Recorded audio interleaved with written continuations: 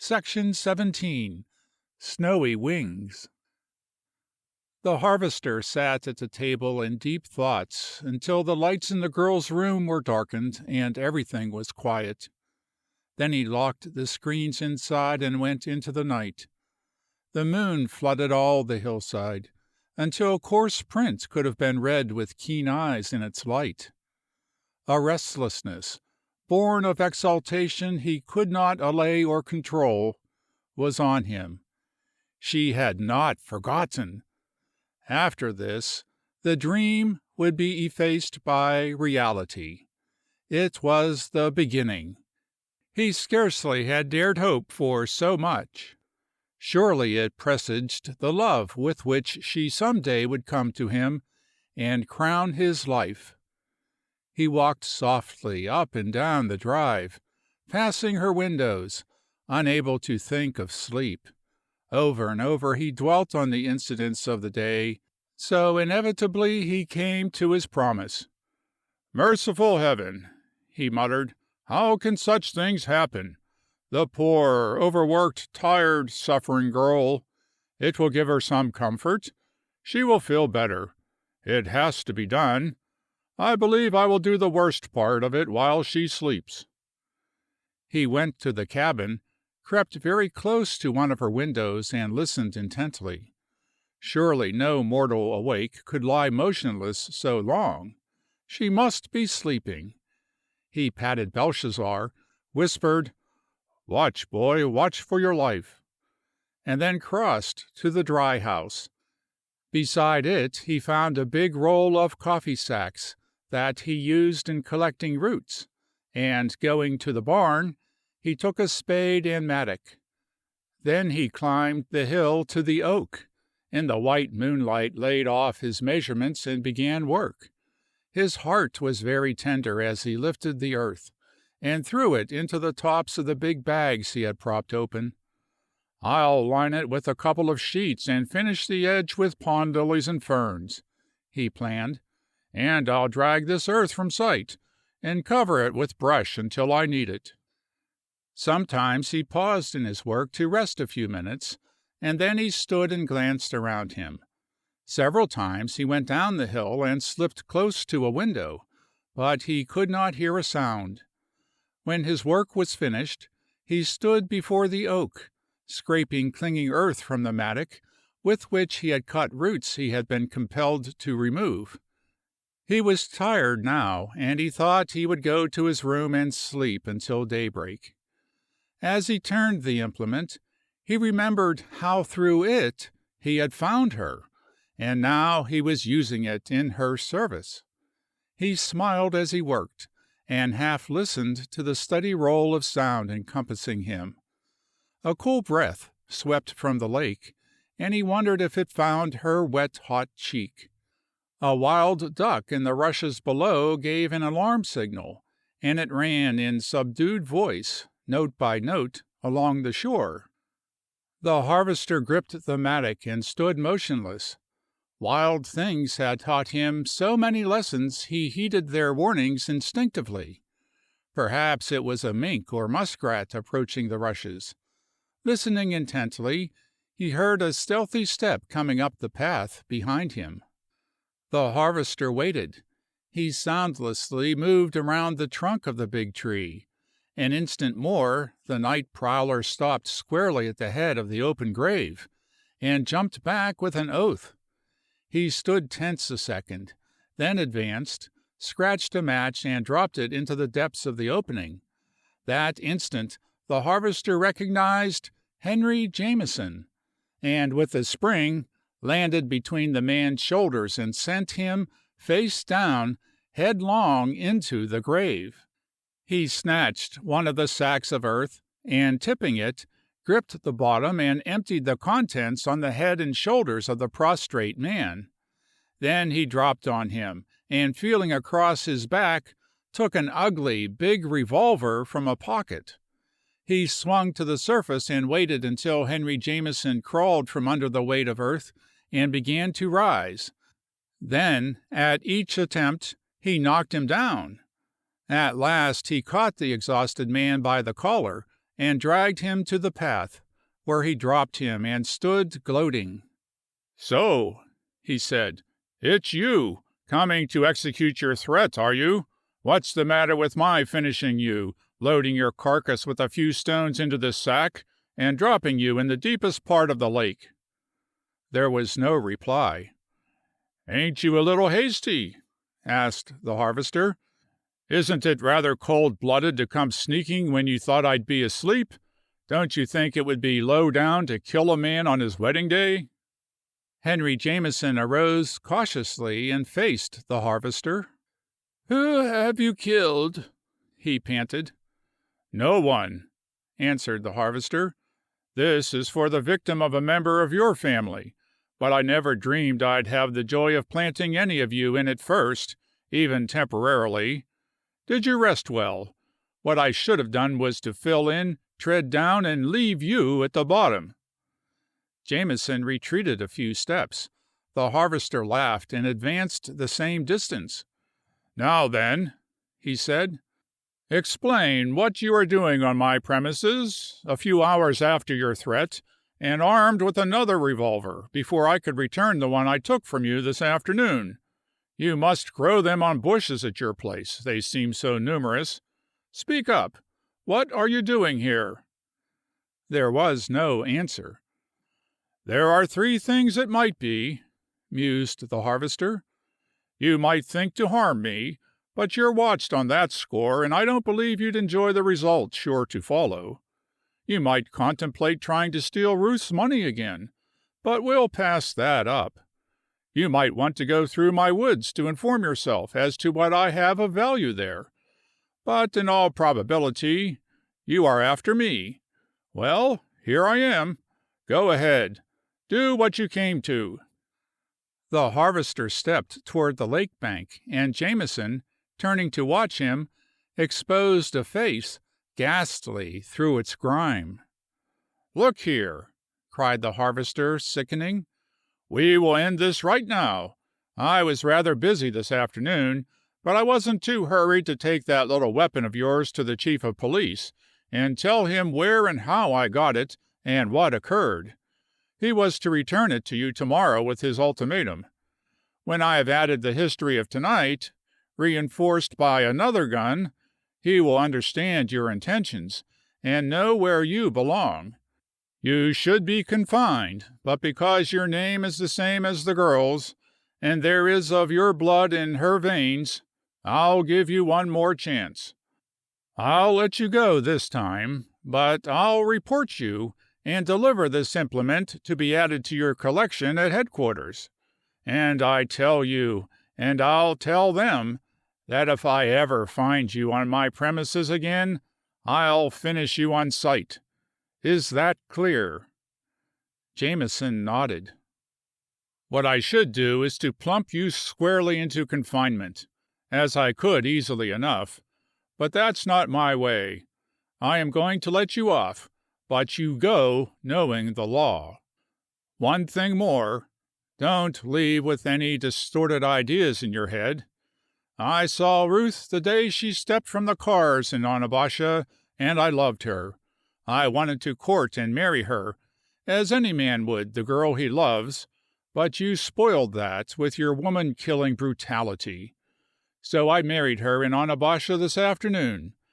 You can see the records at the county clerk's office and interview the minister who performed the ceremony if you doubt me. Ruth is in her room, comfortable as I can make her, asleep and unafraid, thank God. This grave is for her mother. The girl wants her lifted from the horrible place you put her, and laid where it is sheltered and pleasant. Now I'll see you off, my land. Hurry yourself." With the harvester following, Henry Jameson went back over the path he had come, until he reached and mounted the horse he had ridden. As the harvester watched him, Jameson turned in the saddle and spoke for the second time. "What will ye give me in cold cash to tell you who she is and where her mother's people are?" The harvester leapt for the bridle and missed. Jameson bent over the horse and lashed it to a run.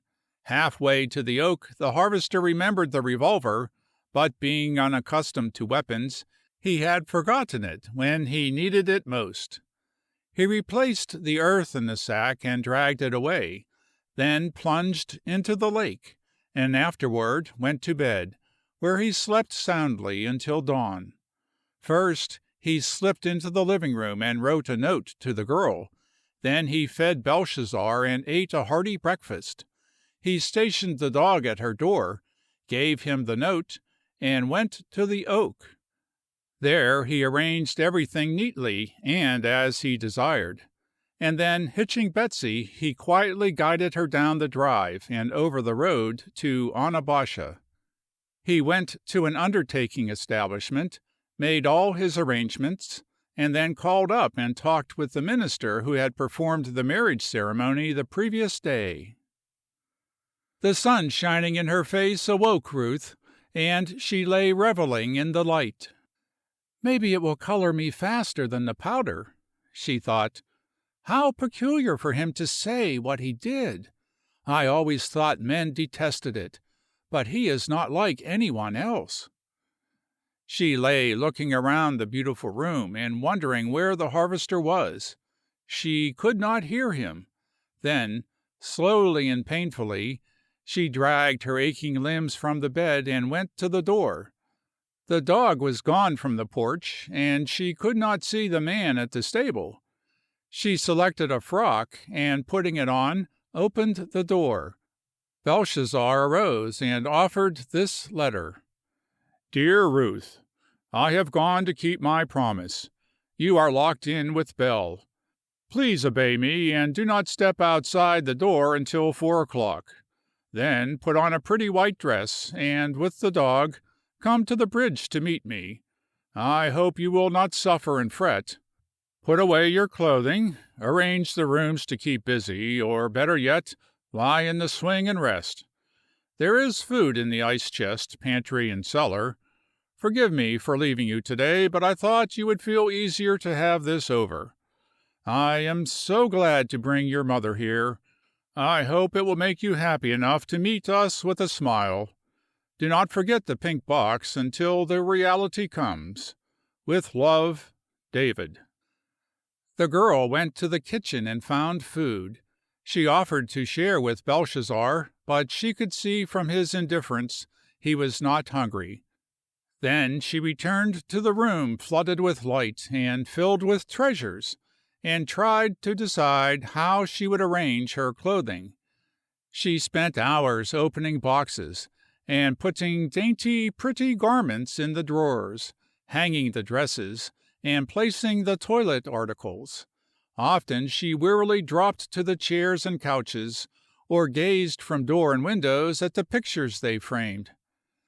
"I wonder why he doesn't want me to go outside," she thought. "I wouldn't be afraid in the least, with Belle. I'd just love to go across to that wonderful little river of singing water and sit in the shade, but I won't open the door until 4 o'clock, just as he wrote." When she thought of where he had gone, and why, the swift tears filled her eyes, but she forced them back and resolutely went to investigate the dining room. Then for 2 hours she was a home builder, with a touch of that homing instinct found in the heart of every good woman. First, she looked where the harvester had said the dishes were, and suddenly sat on the floor exulting. There was a quantity of old chipped and cracked whiteware, and some gorgeous baking powder prizes, but there were also big blue, green, and pink bowls, several large luster plates, and a complete tea set without chip or blemish, 2 beautiful pitchers, and a number of willow pieces. She set the green bowl on the dining table, the blue on the living room, and took the pink herself, while a beautiful yellow one she placed in the dining room window seat. "Oh, if I only dared fill them with those lovely flowers!" She stood in the window and gazed longingly toward the lake. "I know what color I'd like to put in each of them," she said, "but I promised not to touch anything, and the ones I want most I never saw before, and I'm not to go out anyway. I can't see the sense in that when I'm not at all afraid. But if he does this wonderful thing for me, I must do what he asks. Oh, mother, mother, are you really coming to this beautiful place and to rest at last?" She sank to the window seat and lay trembling, but she bravely restrained the tears. After a time she remembered the upstairs, and went to see the coverlets. She found a half dozen beautiful ones, and smiled as she examined the stiffly conventionalized birds facing each other in the border designs, and in one corner of each blanket she read, woven in the cloth, "Peter and John Hartman, Worcester, Ohio, 1837." She took a blue and a green one, several fine skins from the fur box the harvester had told her about, and went downstairs. It required all her strength to push the heavy tables before the fireplaces. She spread papers on them to stand on, and tacked a skin above each mantel. She set all the candlesticks, except those she wanted to use, in the lower part of an empty bookcase. A pair of black walnut she placed on the living room mantel, together with a big blue plate, a yellow one, and an old brass candlestick. She admired the effect very much. She spread the blue coverlet on the couch, and arranged the blue bowl and some books on the table. Here and there she hung a skin across a chair back, or spread it in a wide window seat. Having exhausted all her resources, she returned to the dining room, spread a skin before the hearth and in each window seat, set a pink and green lustre plate on the mantel and a pair of oak candlesticks, and arranged the lustre tea set on the side table. The pink coverlet she took for herself, and after resting a time, she was surprised on going back to the rooms to see how homelike they appeared. At 3 o'clock she dressed, and at almost 4 unlocked the screen, called Belshazzar to her side, and slowly went down the drive to the bridge. She had used the pink powder, put on a beautiful white dress, carefully arranged her hair, and she wore the pearl ornament. Once her finger strayed to the pendant, and she said softly, "I think both he and mother would like me to wear it." At the foot of the hill she stopped at a bench, and sat in the shade, waiting. Belshazzar stretched beside her, and gazed at her with questioning, friendly dog eyes. The girl looked from Singing Water to the lake, and up the hill, to make sure it was real. She tried to quiet her quivering muscles and nerves. He had asked her to meet him with a smile. How could she? He could not have understood what it meant when he made the request. There never would be any way to make him realize. Indeed, why should he? The smile must be ready. He had loved his mother deeply, and yet he had said he did not grieve to lay her to rest. Earth had not been kind. Then why should she sorrow for her mother? Again, life had been not only unkind, but bitterly cruel. Belshazzar arose and watched down the drive. The girl looked also. Through the gate and up the levee came a strange procession. First walked the harvester alone, with bared head, and he carried an armload of white lilies. A carriage containing a man and several women followed.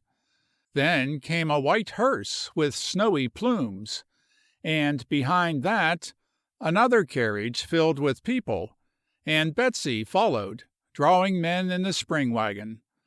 The girl arose, and as she stepped to the drive, she swayed uncertainly an instant. "Gracious heaven!" she gasped. "He is bringing her in white, and with flowers and song." Then she lifted her head, and with a smile on her lips she went to meet him. As she reached his side, he tenderly put an arm around her, and came on steadily. "Courage, girl," he whispered. Be as brave as she was." Around the driveway and up the hill he half carried her, to a seat he had placed under the oak. Before her lay the white-lined grave, and the harvester arranged his lilies around it. The team stopped at the barn, and men came up the hill bearing a white burden. Behind them followed the minister who yesterday had performed their marriage ceremony, and after him a choir of trained singers softly chanting, "Blessed are the dead who die in the Lord, for they shall cease from their labors." "But, David," panted the girl, "it was mean and poor. That is not she." "Shush!" said the harvester. "It is your mother. The location was high and dry, and it has only been a short time. We wrapped her in white silk, laid her on a soft cushion and pillow, and housed her securely. She can sleep well now, Ruth. Listen." Covered with white lilies, slowly the casket sank into earth. At its head stood the minister, and as it began to disappear, the white doves, frightened by the strange conveyances at the stable, came circling above. The minister looked up. He lifted a clear tenor, and softly and purely he sang, while at a wave of his hand the choir joined him. "Oh, come, angel band! Oh, come and around me stand! Oh, bear me away on your snowy wings to my immortal home!" He uttered a low benediction, and, singing, the people turned and went downhill. The harvester gathered the girl in his arms and carried her to the lake. He laid her in his boat, and taking the oars, sent it along the bank in the shade and through cool green places. "Now cry all you choose," he said. The overstrained girl covered her face and sobbed wildly. After a time he began to talk to her gently, and before she realized it, she was listening. "Death has been kinder to her than life, Ruth," he said. "She is lying as you saw her last, I think. We lifted her very tenderly, wrapped her carefully, and brought her gently as we could. Now they shall rest together, those little mothers of ours, to whom men were not kind. And in the long sleep we must forget, as they have forgotten, and forgive, as no doubt they have forgiven. Don't you want to take some lilies to them before we go to the cabin? Right there on your left are unusually large ones." The girl sat up, dried her eyes, and gathered the white flowers. When the last vehicle crossed the bridge, the harvester tied the boat and helped her up the hill. The old oak stretched its wide arms above two little mounds, both moss-covered and scattered with flowers. The girl added her store, and then went to the harvester and sank at his feet. "Ruth, you shall not!" cried the man. "I simply will not have that. Come now, I will bring you back this evening." He helped her to the veranda and laid her in the swing. He sat beside her while she rested, and then they went into the cabin for supper. Soon he had her telling what she had found, and he was making notes of what he was yet required to transform the cabin into a home. The harvester left it to her to decide whether he should roof the bridge the next day or make a trip for furnishings. She said he had better buy what they needed, and then she could make the cabin homelike while he worked on the bridge. End of section 17.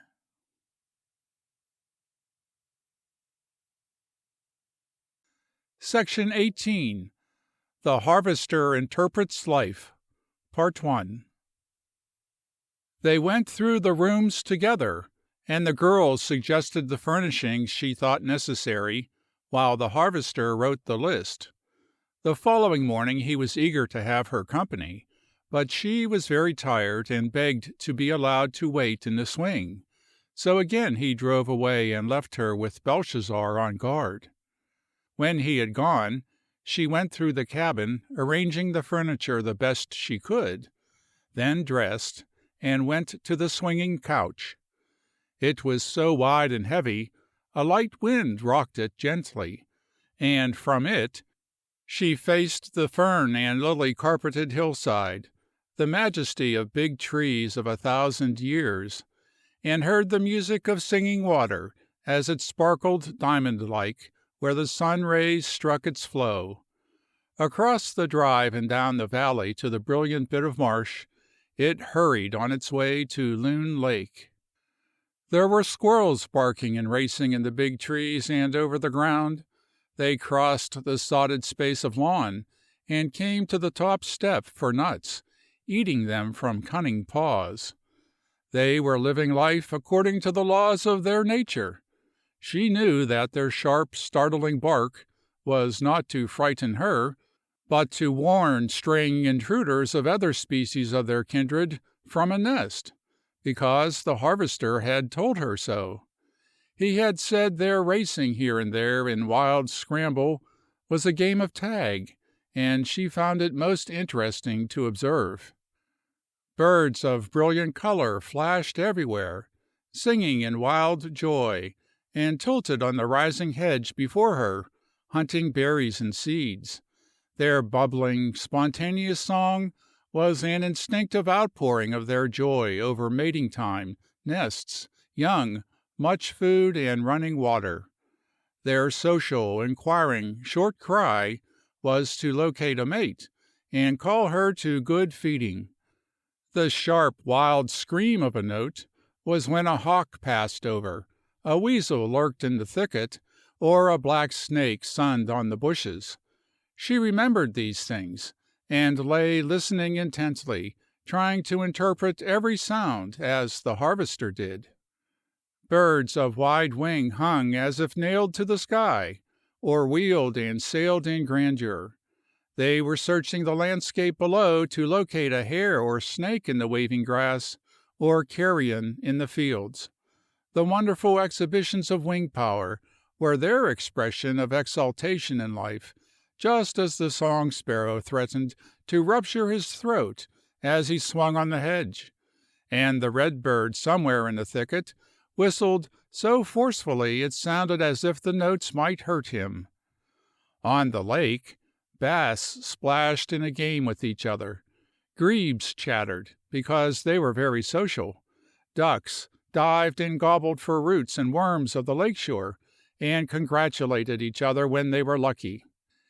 Killdeer cried for slaughter in plaintive tones as their white breasts gleamed silver-like across the sky. They insisted on the death of their ancient enemies, because the deer had trampled nests around the shore, roiled the water, spoiled the food hunting, and had been wholly unmindful of the laws of feathered folk from the beginning. Behind the barn, imperial cocks crowed challenges of defiance to each other and all the world, because they once had worn royal turbans on their heads, and ruled the forests, even the elephants and lions.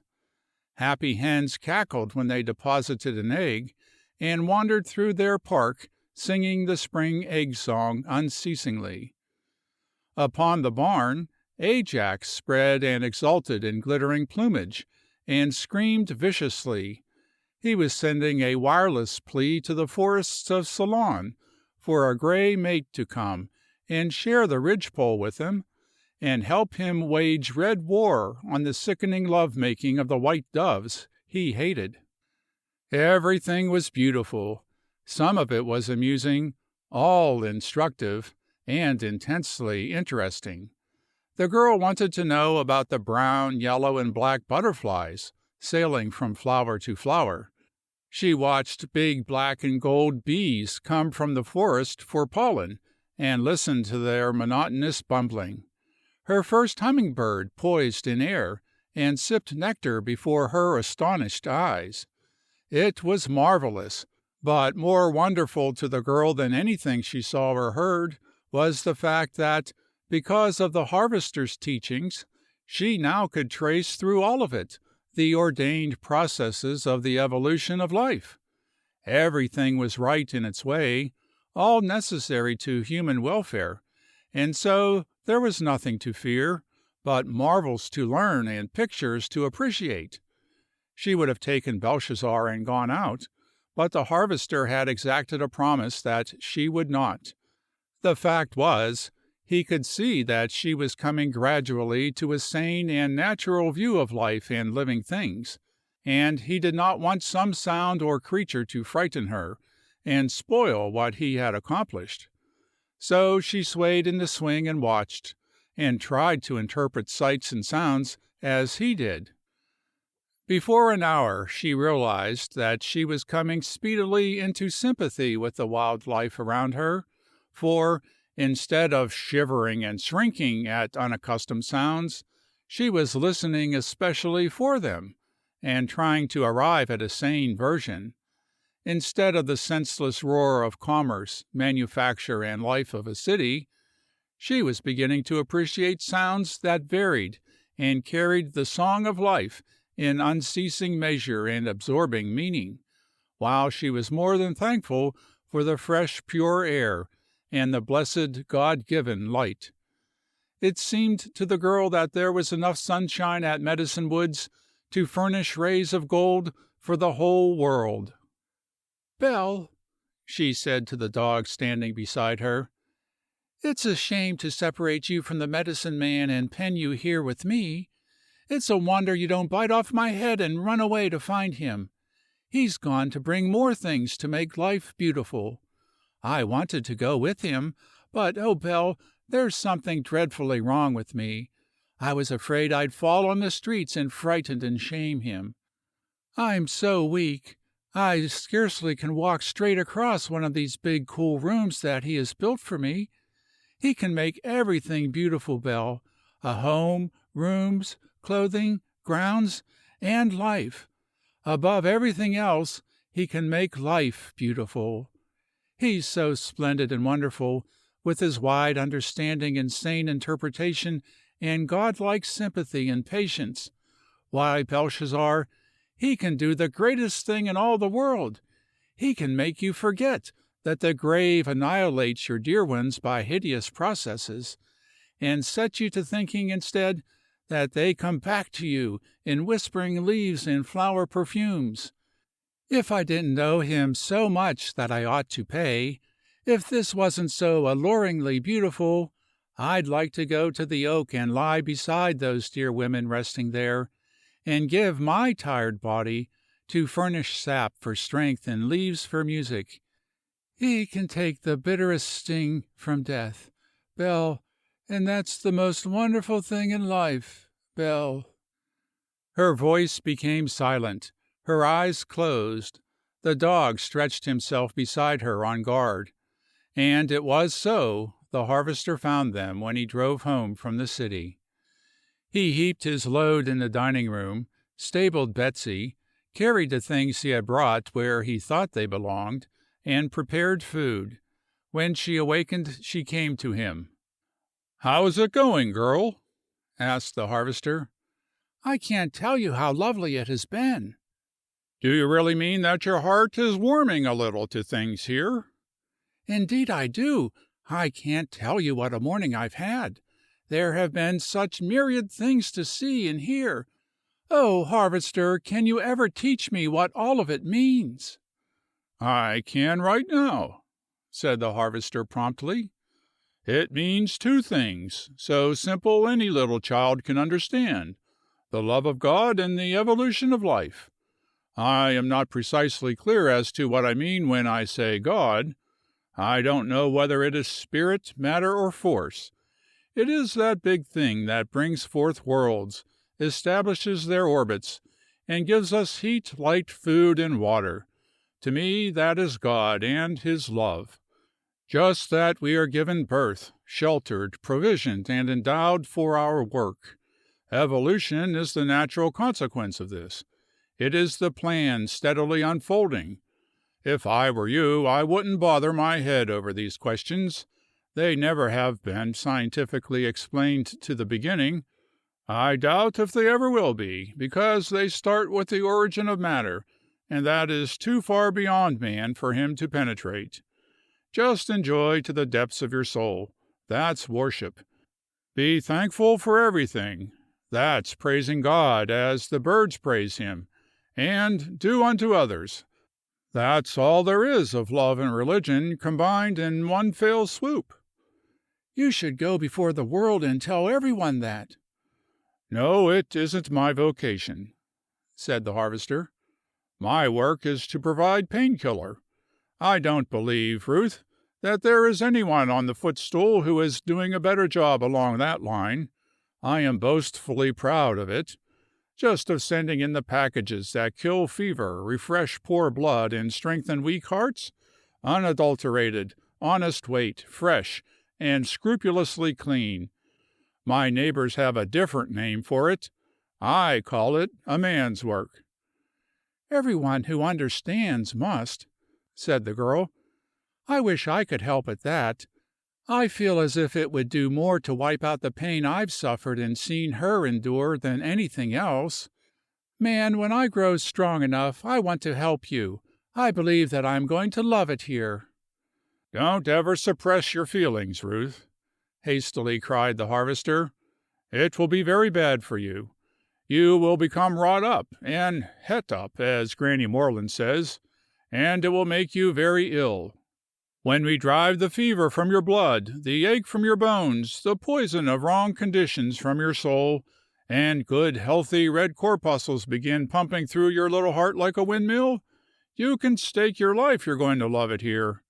And the location and work are not all you're going to care for either, honey. Now just wait. That was not nominated in the bond. I'm allowed to talk. I never agreed not to say things. What I promised was not to do them. So, as I said, honey, sit at this table and eat the food I've cooked, and by that time the furniture van will be here, and the men will unload, and you shall reign on a throne and tell me where and how. Oh, if I were only stronger, David. You are, said the harvester. You are much better than you were yesterday. You can talk, and that's all that's necessary. The rooms are ready for furniture. The men will carry it where you want it. A decorator is coming to hang the curtains. By night we will be settled, and you can lie in the swing while I read to you a story so wonderful that the wildest fairy tale you ever heard never touched it. What will it be, David? Eat all the red raspberries and cream, bread and butter, and drink all the milk you can. There's blood, beefsteak, and bones in it. As I was saying, you have come here a stranger to a strange land. The first thing is for you to understand and love the woods. Before you can do that, you should master the history of one tree, just the same as you must learn to know and love me before your childlike trust in all mankind returns again. Understand? Well, the fates knew you were on the way, coming trembling down the brink, Ruth. So they put it into the heart of a great man to write largely of a wonderful tree, especially for your benefit. After it had fallen, he took it apart, split it into sections, and year by year spread out history for all the world to read. It made a classic story filled with unsurpassed wonders. It was a pine of 1,000 years, close the age of our mother tree, Ruth. And when we have learned from Enos Mills how to wrest secrets from the hearts of centuries, we will climb the hill and measure our oak, and then I will estimate, and you will write, and we will make a record for our tree. Oh, I'd like that. So would I, said the harvester, and a million other things I can think of that we can learn together. It won't require long for me to teach you all I know, and by that time your hand will be clasped in mine, and our hearts will beat as one, and you will give me a kiss every night and morning, and a few during the day for interest, and we will go on in life together, and learn songs, miracles, and wonders until the old oak calls us. Then we will ascend the hill gladly, and lie down and offer up our bodies, and our children will lay flowers over our hearts, and gather the herbs and paint the pictures. Amen. I hear a van on the bridge. Just you go to your room and lie down until I get things unloaded and where they belong. Then you and the decorator can make us homelike, and tomorrow we will begin to live. Won't that be great, Ruth?" "With you, yes, I think it will." "That will do for this time," said the harvester as he opened the door to her room. "Lie and rest until I say ready." As he went to meet the men, she could hear him singing lustily, "Praise God from whom all blessings flow." "What a child he is," she said, "and what a man!" End of section 18.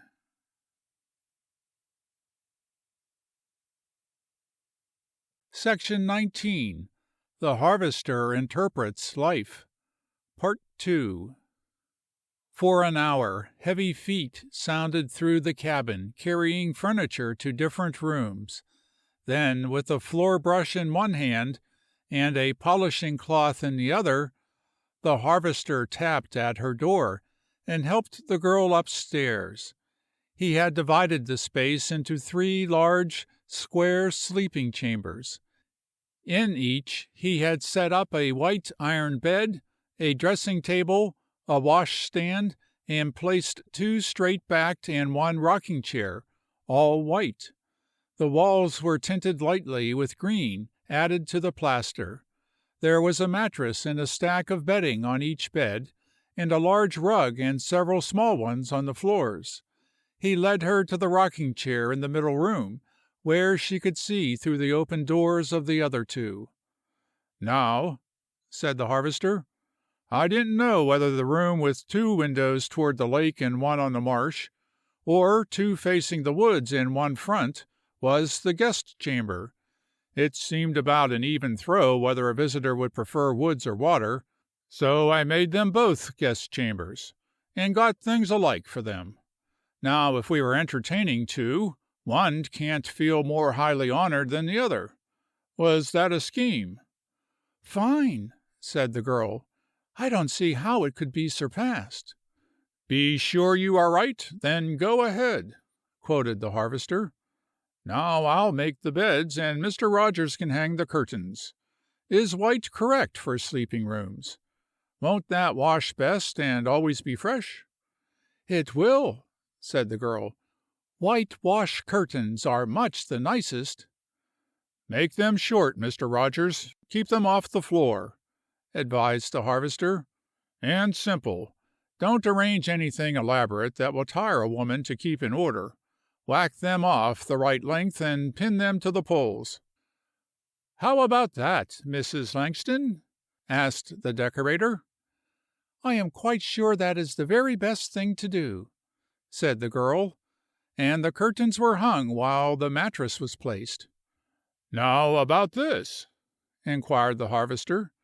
"Do I put on sheets and fix these beds ready to use?" "I would not," said the girl. "I would spread the pad in the counterpane and lay the sheets and pillows in the closet until they are wanted. They can be sunned and the bed made delightfully fresh." "Of course," said the harvester. When he had finished, he spread a cover on the dressing table and laid out white toilet articles and grouped a white wash set with green decorations on the stand. Then he brushed the floor, spread a big green rug in the middle and small ones before the bed, stand, and table, and coming out, closed the door. "Guest chamber with lake view is now ready for company," announced the harvester. "Repeat the operation on the woods room, finished also. Why do some people make work of things and string them out eternally and fuss so much? Isn't this simple and easy, Ruth?" "Yes, if you can afford it," said the girl. "Forbear!" cried the harvester. "We have the goods. The dealer has my check. Excuse me 10 minutes until I furnish another room." The laughing girl could catch glimpses of him busy over beds and dressers, floor and rugs. Then he came where she sat. "Wood's guest room ready," he said. Now we come to the interior apartment, that from its view might be called the marsh room. Aside from being 2 windows short, it is exactly similar to the others. It occurred to me that, in order to make up for the loss of those windows, and also because I may be compelled to ask some obliging woman to occupy it, in case your health is precarious at any time, and in view of the further fact that if any such woman could be found, and would kindly and willingly care for us, my gratitude would be inexpressible. On account of all these things, I got a shade the best furnishings for this room." The girl stared at him with blank face. "You see," said the harvester, "this is a question of ethics. Now, what is a guest? A thing of a day? A person who disturbs your routine and interferes with important concerns. Why should anyone be grateful for company? Why should time and money be lavished on visitors? They come. You overwork yourself. They go. You are glad of it. You return the visit, because it's the only way to have back at them. But why pamper them unnecessarily? Now, a good housekeeper, that means more than words can express. Comfort, kindness, sanitary living, care in illness. Here's to the prospective housekeeper of Medicine Woods. Rogers, hang those ruffled embroidered curtains. Observe that, whereas mere guest beds are plain white, this has a touch of brass. Where guest rugs are floor coverings, this is a work of art. Where guest brushes are celluloid, these are enameled, and the dresser cover is hand embroidered. Let me also call your attention to the chairs touched with gold, cushioned for ease, and a decorated pitcher and bowl. Watch the bounce of these springs and the thickness of this mattress and pad, and notice that, where guests, however welcome, get a down cover of sateen, the lady of the house has silkaline. Won't she prepare us a breakfast after a night in this room?" "David, are you in earnest?" gasped the girl. "Don't these things prove it?" asked the harvester. "No woman can enter my home when my necessities are so great I have to hire her to come and take the worst in the house. After my wife, she gets the best every time. Whenever I need help, the woman who will come and serve me is what I'd call the real guest of the house. Friend? Where are your friends when trouble comes? It always brings a crowd on account of the excitement, and there is noise and racing. But if your soul is saved alive, it is by a steady, trained hand you pay to help you. Friends come and go, but a good housekeeper remains, and is a business proposition, one that, if conducted rightly for both parties, and on a strictly common-sense basis, gives you living comfort. Now that we have disposed of the guests that go and the one that remains, we will proceed downward and arrange for ourselves." "David, did you ever know anyone who treated a housekeeper as you say you would?" "No, and I never knew anyone who raised medicinal stuff for a living. But I'm making a gilt-edged success of it, and I would of a housekeeper, too." "It doesn't seem—" "That's the bedrock of all the trouble on the earth," interrupted the harvester. "We are a nation and a part of the world that spends our time on seeming. Our whole outer crust is seeming. When we get beneath the surface and strike the being, then we live as we are privileged by the Almighty. I don't think I give a tinker how anything seems. What concerns me is how it is. It doesn't seem possible to you to hire a woman to come into your home and take charge of its cleanliness and the food you eat, the very foundation of life, and treat her as an honored guest, and give her the best comfort you have to offer. The cold room, the old covers, the bare floor, and the cast-off furniture are for her. No wonder, as a rule, she gives what she gets. She dignifies her labor in the same ratio that you do. Wait until you need a housekeeper, and then gaze with awe on the one I will raise to your hand." "I wonder—" "Don't. It's wearing. Come tell me how to make our living room less bare than it appears at present." They went downstairs together, followed by the decorator, and began work on the room. The girl was placed on a couch and made comfortable, and then the harvester looked around. "That bundle there, Rogers, is the curtains we bought for this room. If you and my wife think they are not right, we will not hang them." The decorator opened the package and took out curtains of tan-colored goods with a border of blue and brown. "Those are not expensive," said the harvester, "but to me a window appears bare with only a shade, so I thought we'd try these. And when they become soiled, we'll burn them and buy some fresh ones." "Good idea," laughed the girl. "As a house decorator you surpass yourself as a medicine man." "Fix these as you did those upstairs," ordered the harvester. "We don't want any fol-de-rols. Put the bottom even with the sill and shear them off at the top." "No, I'm going to arrange these," said the decorator. "You go on with your part." "All right," agreed the harvester. "First I'll lay the big rug." He cleared the floor, spread a large rug with a rich brown center and a wide blue border. Smaller ones of similar design and color were placed before each of the doors leading from the room. "Now for the hearth," said the harvester. "I got this tan goat skin. Doesn't that look fairly well?" It certainly did, and the girl and the decorator hastened to say so. The harvester replaced the table and chairs and then sat on the couch at the girl's feet.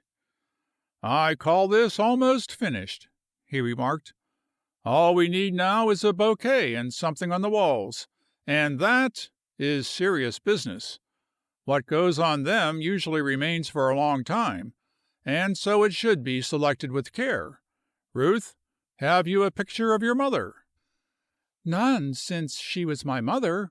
I have some lovely girl photographs." "Good!" cried the harvester. "Exactly the thing. I have a picture of my mother when she was a pretty girl. We will select the best of yours and have them enlarged, in those beautiful brown prints they make in these days, and we'll frame one for each side of the mantel. After that you can decorate the other walls as you see things you want. 15 minutes gone. We are ready to take up the line of march to the dining room. Oh, I forgot my pillows. Here are a half-dozen tan, brown, and blue for this room. Ruth, you arrange them." The girl heaped 4 on the couch, stood one beside the hearth, and laid another in a big chair.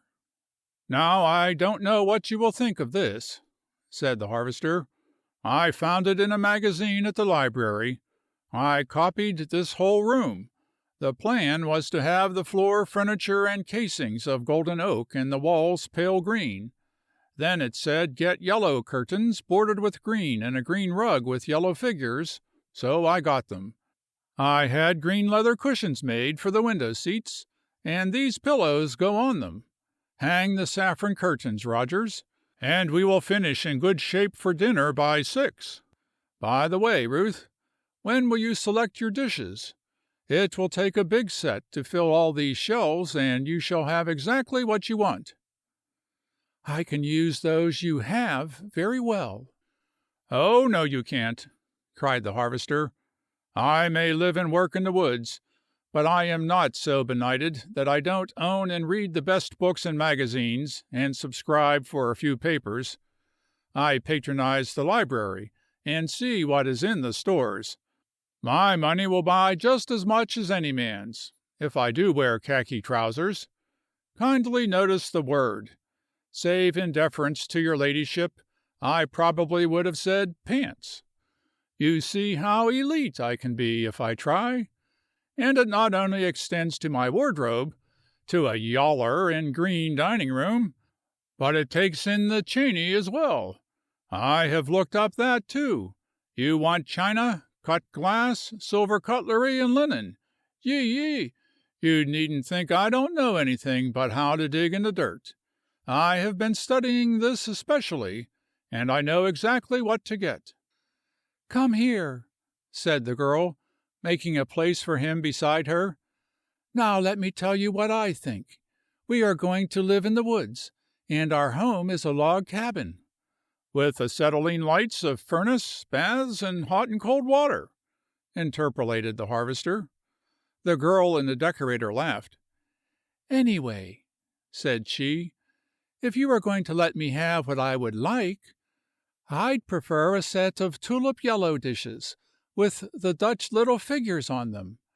I don't know what they cost, but certainly they are not so expensive as cut glass and china." "Is that earnest, or is it because you think I am spending too much money?" "It is what I want. Everything else is different. Why should we have dishes like city folk? I'd dearly love to have the Dutch ones, and a white cloth with a yellow border, glass where it is necessary, and silver knives, forks, and spoons." "That would be great, all right," endorsed the decorator. "And you have got a priceless old lustre tea set there, and your willowware is as fine as I ever saw. If I were you, I wouldn't buy a dish with what you have, except the yellow set." "Great day!" ejaculated the harvester. "Will you tell me why my great-grandmother's old pink and green teapot is priceless?" The girl explained pink luster. "That set in a shop I knew in Chicago would sell for from $300 to $500. Truly it would. I've seen one little pink and green pitcher like yours bring $9 there. And you've not only got the full tea set, but water and dip pitchers, 2 bowls, and 2 bread plates. They are priceless, because the secret of making them is lost. They take on beauty with age, and they were your great-grandmother's." The harvester reached over and energetically shook hands. "Ruth, I'm so glad you've got them," he bubbled. "Now elucidate on my willowware. What is it? Where is it? Why have I willowware and am not informed? Who is responsible for this? Did my ancestors buy better than they knew, or worse? Is willowware a crime for which I must hide my head, or is it further riches thrust upon me? I thought I had investigated the subject of proper dishes quite thoroughly, but I am very certain I saw no mention of lustre or willow. I thought, in my ignorance, that lustre was a dress, and willow a tree. Have I been deceived? Why is a blue plate or pitcher willowware?" "Bring that platter from the mantel," ordered the girl, "and I will show you." The harvester obeyed, and followed the finger that traced the design. "That's a healthy willow tree," he commented. "If Loon Lake couldn't go ahead of that, it should be drained. And will you please tell me why this precious platter from which I have eaten so much stewed chicken, fried ham, and in youthful days sopped the gravy, will you tell me why this relic of my ancestors is called a willow plate, when there are a majority of orange trees so extremely fruitful they have neglected to grow a leaf? Why is it not an orange plate? Look at that boat, and in plain sight of it 2 pagodas, a summer house, a water sweep, and a pair of corpulent swallows. You would have me believe that a couple are eloping in broad daylight." "Perhaps it's night, and those birds are doves." "Never!" cried the harvester. "There is a total absence of shadows. There is no moon. Each orange tree is conveniently split in halves, so you can see to count the fruit accurately. The birds are in flight. Only a swallow or a stork can fly in decorations, either by day or by night. And for any sake, look at that elopement. He goes ahead carrying a cane. She comes behind, lugging the baggage. Another man with a cane brings up the rear. They are not running away. They have been married 10 years at least. In a proper elopement, they forget there are such things as jewels, and they always carry each other. I've often looked up the statistics, and it's the only authorized version. As I regard this treasure, I grow faint when I remember with what unnecessary force my father bore down when he carved the ham. I'll bet a cookie he split those orange trees. Now me, I'll never dare touch knife to it again. I'll always carve the meat on the broiler, and gently lift it to this platter with a fork. Or am I not allowed to dine from my ancestral treasure again?" "Not in a green and yellow room," laughed the girl. "I'll tell you what I think. If I had a tea table to match the living room furniture, and it sat beside the hearth, and on it a chafing dish to cook in, and the willowware to eat from, we could have little tea parties in there, when we aren't very hungry, or to treat a visitor. It would help make that room homey, and it's wonderful how they harmonize with the other things." "How much willowware have I got to bestow on you?" inquired the harvester. "Suppose you show me all of it. A guilty feeling arises in my breast, and I fear me I have committed high crimes." "Oh, man, you didn't break or lose any of those dishes, did you?"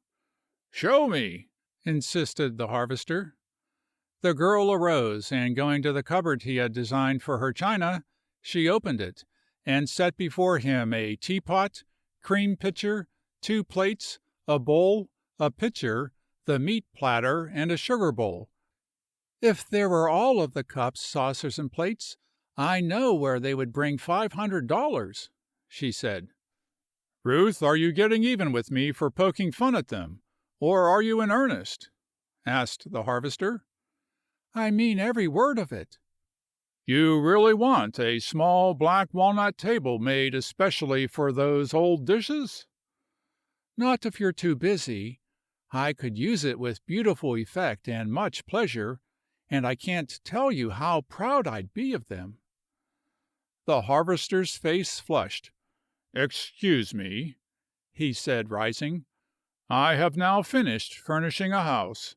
I will go and take a peep at the engine." He went into the kitchen, and hearing the rattle of dishes, the girl followed. She stepped in just in time to see him hastily slide something into his pocket. He picked up a half-dozen old white plates and saucers, and several cups, and started toward the evaporator. He heard her coming. "Look here, honey," he said, turning. "You don't want to see the dry house just now. I have terrific heat to do some rapid work. I won't be gone but a few minutes. You better boss the decorator." "I'm afraid that wasn't very diplomatic," he muttered. "It savored a little of being sent back. But what if she says is right? And she should know, if they handle such stuff at that art store. She will feel considerably better not to see this." He set his load at the door, drew an old blue saucer from his pocket, and made a careful examination. He pulled some leaves from a bush, and pushed a greasy cloth out of the saucer, wiped it the best he could, and held it to light. "That is a crime," he commented. "Saucer from your maternal ancestor's tea set, used for a grease dish. I am afraid I'd better sink it in the lake. She'd feel worse to see it than never to know. Wish I could clean off the grease. I could do better if it was hot. I can set it on the engine." The harvester placed the saucer on the engine, entered the dry house, and closed the door. In the stifling air, he began pouring seed from beautiful big willow plates to the old white ones. "About the time I have ruined you," he said to a white plate, "someone will pop up and discover that the art of making you is lost and you are priceless, and I'll have been guilty of another blunder. Now there are the dishes mother got with baking powder. She thought they were grand. I know plenty well she prized them more than these blue ones, or she wouldn't have saved them and used these for every day. There they set, all so carefully taken care of, and the girl doesn't even look at them. Thank heaven! There are the 4 remaining plates all right, anyway. Now I've got seed in some of the saucers. One is there. Where on earth is the last one? And where, O unkind fates, are the cups?" He found more saucers and set them with the plates. As he passed the engine, he noticed the saucer on it was bubbling grease, literally exuding it from the particles of clay. "Hooray!" cried the harvester. He took it up, but it was so hot he dropped it. With a deft sweep he caught it in air and shoved it on a tray. Then he danced and blew on his burned hand. Snatching out his handkerchief, he rubbed off all the grease, and imagined the saucer was brighter. "If a little is good, more is better," quoted the harvester. Wadding the handkerchief, he returned the saucer to the engine. Then he slipped out, dripping perspiration, glanced toward the cabin, and ran into the workroom. The first object he saw was a willow cup, half full of red paint, stuck and dried, as if to remain forever. He took his knife and tried to whittle it off, but noticing that he was scratching the cup, he filled it with turpentine, set it under a workbench, turned a tin pan over it, and covered it with shavings. A few steps farther brought one in sight, filled with carpet tacks. He searched everywhere, but could find no more, so he went to the laboratory. Beside his washbowl at the door stood the last willow saucer. He had used it for years as a soap dish.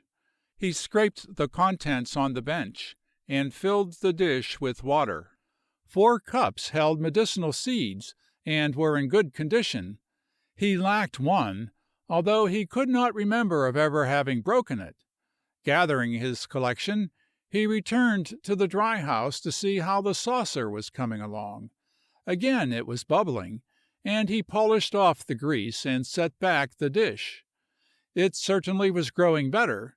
He carried his treasures into the workroom and went to the barn to feed. As he was leaving the stable, he uttered a joyous exclamation and snatched from a window sill a willow cup, gummed and smeared with harness oil. "The full set, by hokey!" marveled the harvester. "Say, Betsy, the only name for this is luck. Now, if I only can clean them, I'll be ready to make her tea table, whatever that is. My, I hope she will stay away until I get these in better shape." He filled the last cup with turpentine, set it with the other under the workbench, stacked the remaining pieces, polished the saucer he was baking, and went to bring a dishpan and towel. He drew some water from the pipes of the evaporator, put in the soap, and carried it to the workroom. There he carefully washed and wiped all the pieces, save 2 cups and 1 saucer. He did not know how long it would require to bake the grease from that, but he was sure it was improving. He thought he could clean the paint cup, but he imagined the harness oil one would require baking also. As he stood busily working over the dishes, with light step the girl came to the door. She took one long look and understood. She turned and swiftly went back to the cabin, but her shoulders were shaking. Presently the harvester came in and explained that after finishing in the dry house he had gone to do the feeding.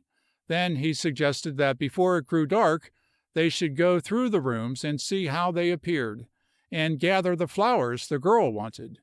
So together they decided everything was clean, comfortable, and harmonized. Then they went to the hillside sloping to the lake.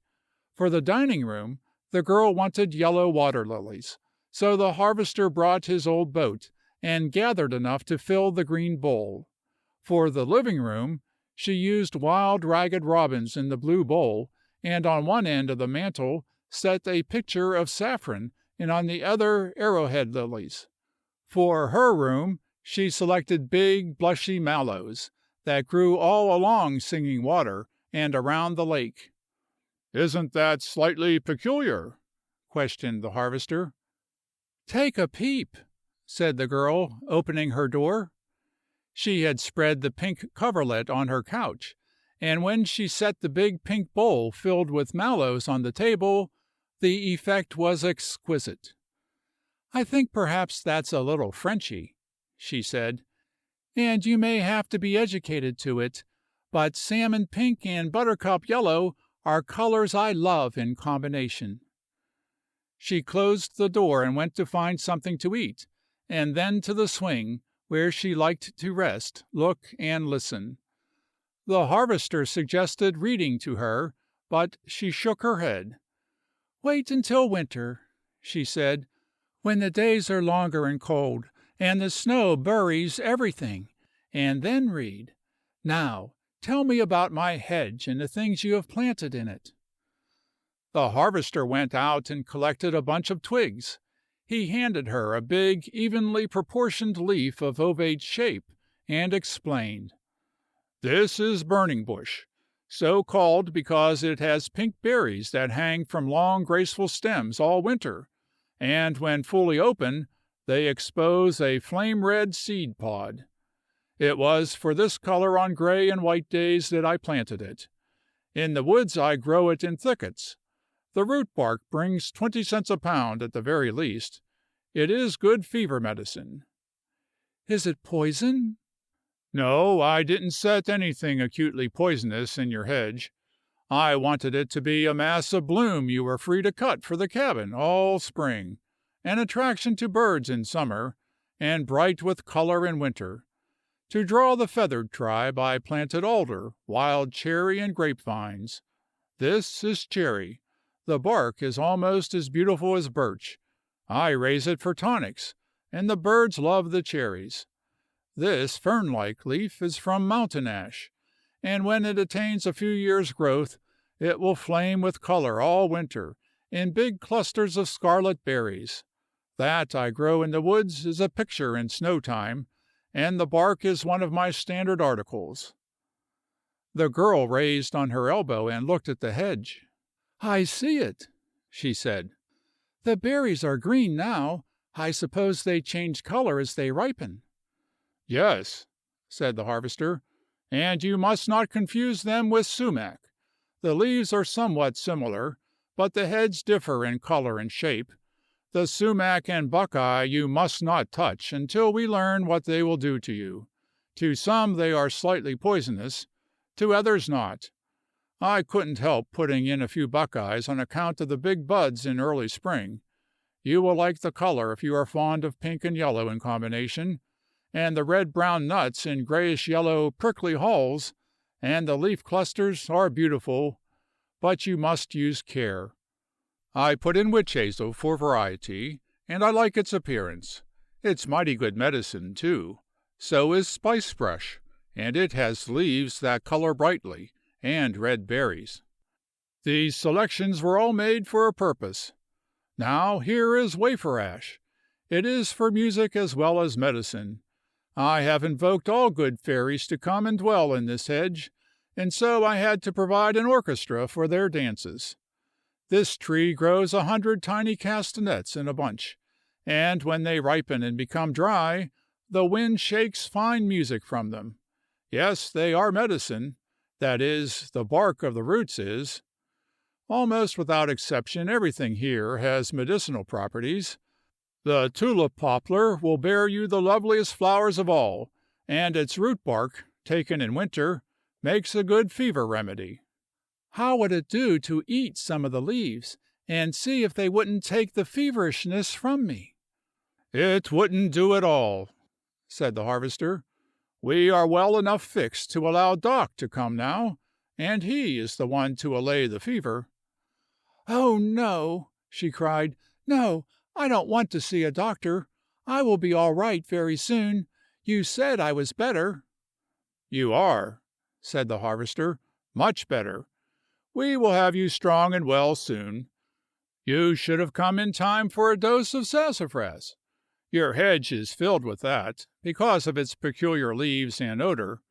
I put in dogwood for the white display around the little green bloom, lots of alder for bloom and berries, haws for blossoms and fruit for the squirrels, wild crab apples for the exquisite bloom and perfume, button bush for the buttons, a few pokeberry plants for the color, and I tried some mallows, but I doubt if it's wet enough for them. I set pecks of vine roots that are coming nicely, and ferns along the front edge. Give it 2 years, and that hedge will make a picture that will do your eyes good." "Can you think of anything at all you forgot?" "Yes, indeed," said the harvester. "The woods are full of trees I have not used, some because I overlooked them, some I didn't want. A hedge like this, in perfection, is the work of years.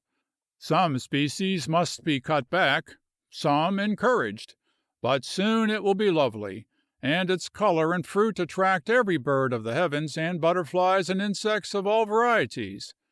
I set several common cherry trees for the robins, and some blackberry and raspberry vines for the orioles. The bloom is pretty, and the birds you'll have will be a treat to see and hear, if we keep away cats, don't fire guns, scatter food, and move quietly among them. With our water attractions added, there is nothing impossible in the way of making friends with feathered folk." "There is one thing I don't understand," said the girl. "You wouldn't risk breaking the wing of a moth by keeping it when you wanted a drawing very much. You don't seem to kill birds and animals that other people do. You almost worship a tree. Now, how can you take a knife and peel the bark to sell or dig up beautiful bushes by the root?" "Perhaps I've talked too much about the woods," said the harvester gently. "I've longed inexpressibly for sympathetic company here, because I feel rooted for life, so I am more than anxious that you should care for it. I may have made you feel that my greatest interest is in the woods, and that I am not consistent when I call on my trees and plants to yield of their store for my purposes. Above everything else, the human proposition comes first, Ruth. I do love my trees, bushes, and flowers, because they keep me at the fountain of life, and teach me lessons no book ever hints at. But above everything come my fellow men. All I do is for them. My heart is filled with feeling for the things you see around here, but it would be joy to me to uproot the most beautiful plant I have, if, by doing so, I could save you pain. Other men have wives they love as well, little children they have fathered, big bodies useful to the world, that are sometimes crippled with disease. There is nothing I would not give to allay the pain of humanity. It is not inconsistent to offer any growing thing you soon can replace to cure suffering. Get that idea out of your head. You said you could worship at the shrine of the pokeberry bed. You feel holier before the arrowhead lilies. Your face takes on an appearance of reverence when you see pink mallow blooms. Which of them would you have hesitated a second in uprooting if you could have offered it to subdue fever or pain in the body of the little mother you loved?" "Oh, I see," cried the girl. "Like everything else, you make this different. You worship all this beauty and grace, wrought by your hands, but you carry your treasure to the marketplace for the good of suffering humanity. Oh, man, I love the work you do." "Good," cried the harvester, "good. And, Ruth girl, while you are about it, see if you can't combine the man and his occupation a little." End of section 19.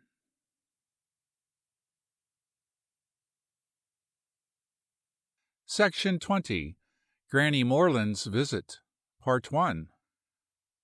The following morning the girl was awakened by wheels on the gravel outside her window, and lifted her head to see Betsy passing with a load of lumber.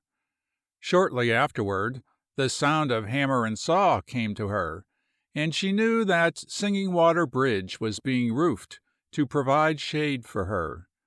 She dressed, and went to the kitchen to find a dainty breakfast waiting, so she ate what she could, and then washed the dishes and swept. By that time she was so tired she dropped on a dining-room window-seat, and lay looking toward the bridge. She could catch glimpses of the harvester as he worked. She watched his deft ease in handling heavy timbers, and the assurance with which he builded. Sometimes he stood and with tilted head studied his work a minute, then swiftly proceeded.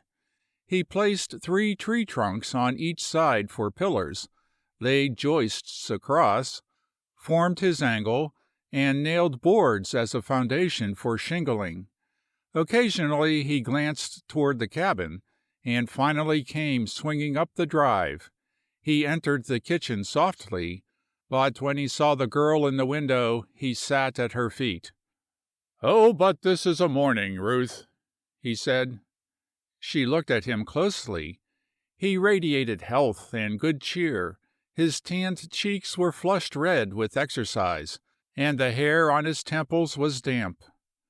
"You have been breaking the rules," he said. "It is the law that I am to do the work until you are well and strong again. Why did you tire yourself?" "I am so perfectly useless. I see so many things that I would enjoy doing. Oh, you can do everything else. Make me well. Make me strong." "How can I, when you won't do as I tell you?" "I will. Indeed, I will." "Then no more attempts to stand over dishes and clean big floors.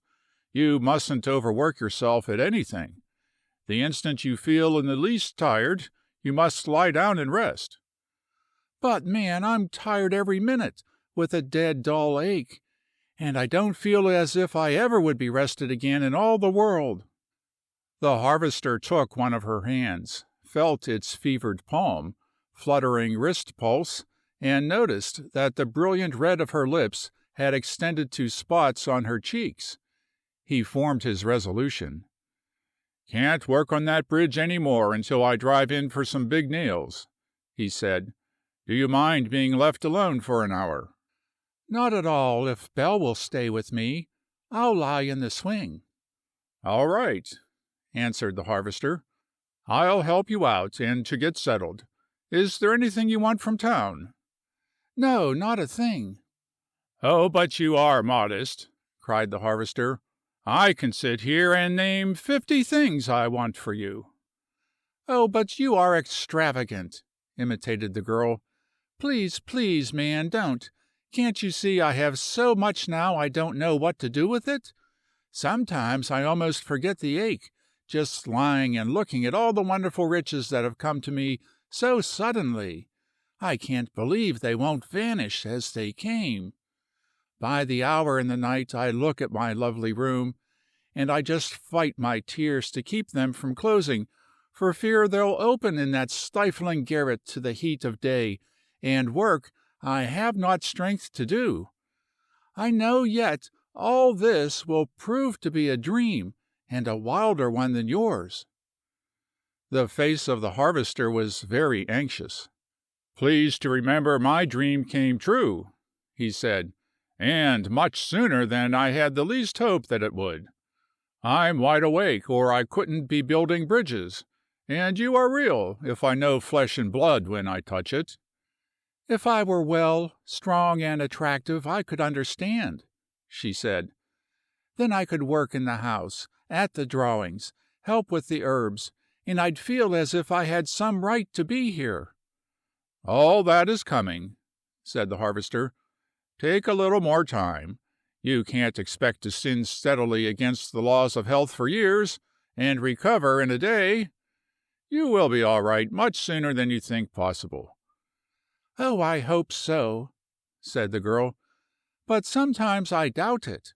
How could I come here and put such a burden on a stranger I can't see? I scarcely can remember what awful stress drove me. I had no courage. I should have finished in my garret as my mother did. I must have some of my father's coward blood in me. She never would have come. I never should." "If it didn't make any real difference to you, and meant all the world to me, I don't see why you shouldn't humor me. I can't begin to tell you how happy I am to have you here.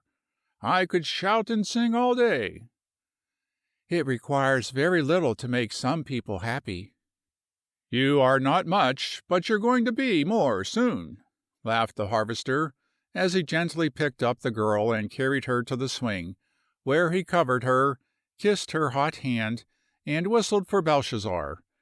He pulled the table close and set a pitcher of iced fruit juice on it. Then he left her, and she could hear the rattle of wheels as he crossed the bridge and drove away. "Betsy, this is mighty serious business," said the harvester.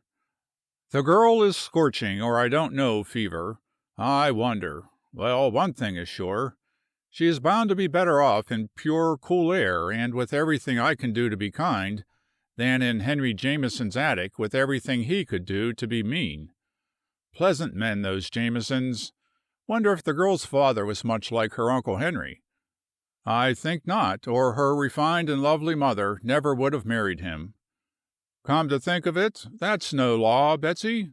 I've seen beautiful and delicate women fall under some mysterious spell and yoke their lives with rank degenerates. Whatever he was, they have paid the price. Maybe the wife deserved it and bore it in silence because she knew she did, but it's bitter hard on Ruth. Girls should be taught to think at least one generation ahead when they marry. I wonder what Doc will say, Betsy. He will have to come and see for himself. I don't know how she will feel about that. I'd hoped I could pull her through with care, food, and tonics, but I don't dare go any farther alone. Betsy, that's a thin, hot little hand to hold a man's only chance for happiness." "Well, bridegroom, I've been counting the days," said Dr. Carey. "The missus and I made it up this morning that we had waited as long as we would. We are coming tonight, David."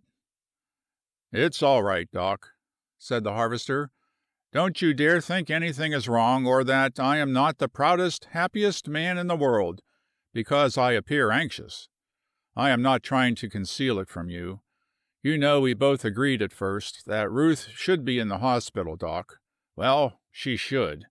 She is what would be a lovely woman if she were not full of the poison of wrong food and air, overwork, and social conditions that have warped her. She is all I dreamed of and more. But I've come for you. She is too sick for me. I hoped she would begin to gain strength at once on changed conditions. As yet I can't see any difference. She needs a doctor, but I hate for her to know it. Could you come out this afternoon, and pretend as if it were a visit? Bring Mrs. Carey and watch the girl. If you need an examination, I think she will obey me. If you can avoid it, fix what she should have and send it back to me by a messenger. I don't like to leave her when she is so ill." "I'll come at once, David." "Then she will know that I came for you, and that will frighten her. You can do more good to wait until afternoon, and pretend you are making a social call. I must go now. I'd have brought her in, but I have no proper conveyance yet. I'm promised something soon. Perhaps it is ready now. Good-bye. Be sure to come." The harvester drove to a livery barn and examined a little horse, a shining black creature that seemed gentle and spirited. He thought favorably of it. A few days before he had selected a smart carriage, and with this outfit tied behind the wagon, he returned to Medicine Woods. He left the horse at the bridge, stabled Betsy, and then returned for the new conveyance, driving it to the hitching post. At the sound of unexpected wheels, the girl lifted her head and stared at the turnout. "Come on," cried the harvester, opening the screen. "We are going to the woods to initiate your carriage." She went with little cries of surprised wonder. "This is how you travel to Onabasha to do your shopping, to call on Mrs. Carey and the friends you will make, and visit the library. When I've tried out Mr. Horse enough to prove him reliable as guaranteed, he is yours for your purposes only, and when you grow wonderfully well and strong, we'll sell him and buy you a real live horse and a stanop, such as city ladies have, and there must be a saddle so that you can ride." "Oh, I'd love that!" cried the girl. I always wanted to ride. Where are we going?" "To show you Medicine Woods," said the harvester. "I've been waiting for this. You see, there are several hundred acres of trees, thickets, shrubs, and herb beds up there, and if the wagon road that winds between them were stretched straight, it would be many miles in length. So we have a cool, shaded, perfumed driveway all our own. Let me get you a drink before you start and the little shawl. It's chilly there compared with here. Now, are you comfortable and ready?" "Yes," said the girl. "Hurry. I've just longed to go, but I didn't like to ask." "I am sorry," said the harvester. "Living here for years alone and never having had a sister, how am I going to know what a girl would like if you don't tell me? I knew it would be too tiresome for you to walk, and I was waiting to find a reliable horse and a suitable carriage." "You won't scratch or spoil it up there?" "I'll lower the top. It's not as wide as a wagon, so nothing will touch it." "This is just so lovely, and such a wonderful treat. Do you observe that I'm not saying a word about extravagance?" asked the girl, as she leaned back in the carriage and inhaled the invigorating wood air. The horse climbed the hill, and the harvester guided him down long, dim roads through deep forest, while he explained what large thickets of bushes were, why he grew them, how he collected the roots or bark, for what each was used, and its value. On and on they went, the way ahead always appearing as if it were too narrow to pass, yet proving amply wide when reached. Excited redbirds darted among the bushes, and the harvester answered their cry. Blackbirds protested against the unusual intrusion of strange objects, and a brown thrush slipped from a late nest close the road, wailing in anxiety. One after another, the harvester introduced the girl to the best trees, speculated on their age, previous history, and pointed out which brought large prices for lumber and which had medicinal bark and roots. On and on they slowly drove through the woods, past the big beds of cranesbill, violets, and lilies. He showed her where the mushrooms were most numerous, and for the first time told the story of how he had sold them and the violets from door to door in Onabasha in his search for her, and the amazed girl sat staring at him. He told of Dr. Carey having seen her once, and inquired as they passed the bed if the yellow violets had revived. He stopped to search, and found a few late ones deep among the leaves. "Oh, if I had only known that!" cried the girl. "I would have kept them forever." "No need," said the harvester. "Here and now I present you with the sole ownership of the entire white and yellow violet beds. Next spring you shall fill your room. Won't that be a treat?" "One money never could buy!" cried the girl. "Seems to be my strong point," commented the harvester. "The most I have to offer worthwhile is something you can't buy. There is a fine fairy platform. They can spare you one. I'll get it." The harvester broke from a tree a large fan-shaped fungus, the surface satin fine, the base mossy, and explained to the girl that these were the ballrooms of the woods, the floors on which the little people dance in the moonlight at their great celebrations. Then he added a piece of woolly dog moss, and showed her how each separate spine was like a perfect little evergreen tree. "That is where the fairies get their Christmas pines," he explained. "Do you honestly believe in fairies?" "Surely!" exclaimed the harvester. "Who would tell me, when the maples are dripping sap, and the mushrooms springing up, if the fairies didn't whisper in the night? Who paints the flower faces, colors the leaves, enamels the ripening fruit with bloom, and frosts the window pane to let me know that it is time to prepare for winter? Of course! They are my friends and everyday helpers. And the winds are good to me. They carry down news when tree bloom is out, when the pollen sifts gold from the bushes, and it's time to collect spring roots. The first bluebird always brings me a message. Sometimes he comes by the middle of February, again not until late March. Always on his day, Belshazzar decides my fate for a year. 6 years we've played that game. Now it is ended in blessed reality. In the woods and at my work I remain until I die, with a few outside tries at medicine making. I am putting up some compounds in which I really have faith. Of course, they have got to await their time to be tested, but I believe in them. I have grown stuff so carefully, gathered it according to rules, washed it decently, and dried and mixed it with such scrupulous care. Night after night I've sat over the books until midnight and later, studying combinations. And day after day I've stood in the laboratory, testing and trying, and 2 or 3 will prove effective, or I've got a disappointment coming. You haven't wasted time. I'd much rather take medicines you make than any at the pharmacies. Several times I've thought I'd ask you if you wouldn't give me some of yours. The prescription Dr. Carey sent does no good. I've almost drunk it, and I'm constantly tired just the same. You make me something from these tonics and stimulants you've been telling me about. Surely you can help me. I've got one combination that's going to save life, in my expectations. But, Ruth, it never has been tried, and I couldn't experiment on the very light of my eyes with it. If I should give you something and you'd grow worse as a result, I am a strong man, my girl, but I couldn't endure that. I'd never dare. But, dear, I am expecting Carey and his wife out any time. Probably they will come today.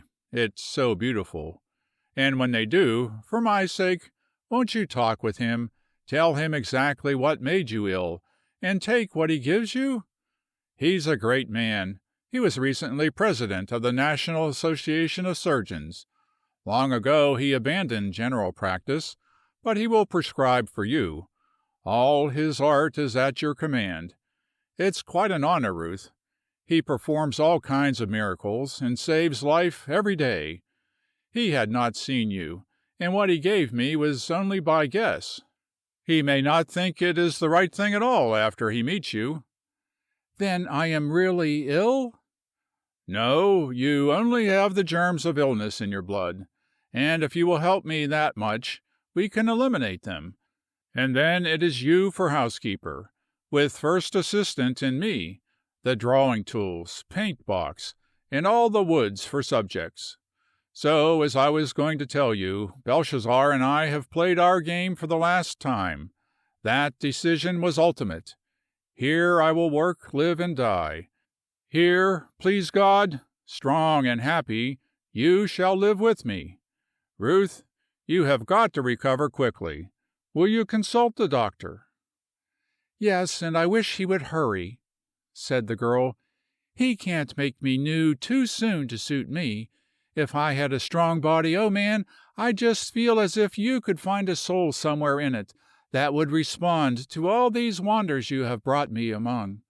Oh, make me well, and I'll try as woman never did before to bring you happiness to pay for it. Careful now, warned the harvester. There is to be no talk of obligations between you and me. Your presence here and your growing trust in me are all I ask at the hands of fate at present. Long ago I learned to labor and to wait. By the way, here's my most difficult labor and my longest wait. This is the precious ginseng bed. How pretty! Exclaimed the girl. Covering acres of wood floor, among the big trees, stretched the lacy green carpet. On slender, upright stalks waved 3 large leaves, each made up of 5-stemmed ovate little leaves, round at the base, sharply pointed at the tip. A cluster of from 10 to 20 small green berries, that would turn red later, arose above. The harvester lifted a plant, to show the girl that the Chinese name, Jinchen, meaning man-like, originated because the divided root resembled legs. Away through the woods stretched the big bed, the growth waving lightly in the wind, the peculiar odor filling the air. "I am going to wait to gather the crop until the seeds are ripe," said the harvester, "then bury some as I dig a root. My father said that was the way of the Indians. It's a mighty good plan. The seeds are delicate, and difficult to gather and preserve properly. Instead of collecting and selling all of them to start rivals in the business, I shall replant my beds. I must find a half dozen assistants to harvest this crop in that way, and it will be difficult, because it will come when my neighbors are busy with corn." "Maybe I can help you." "Not with ginseng digging," laughed the harvester. "That is not woman's work. You may sit in an especially attractive place and boss the job." "Oh, dear!" cried the girl. "Oh, dear! I want to get out and walk."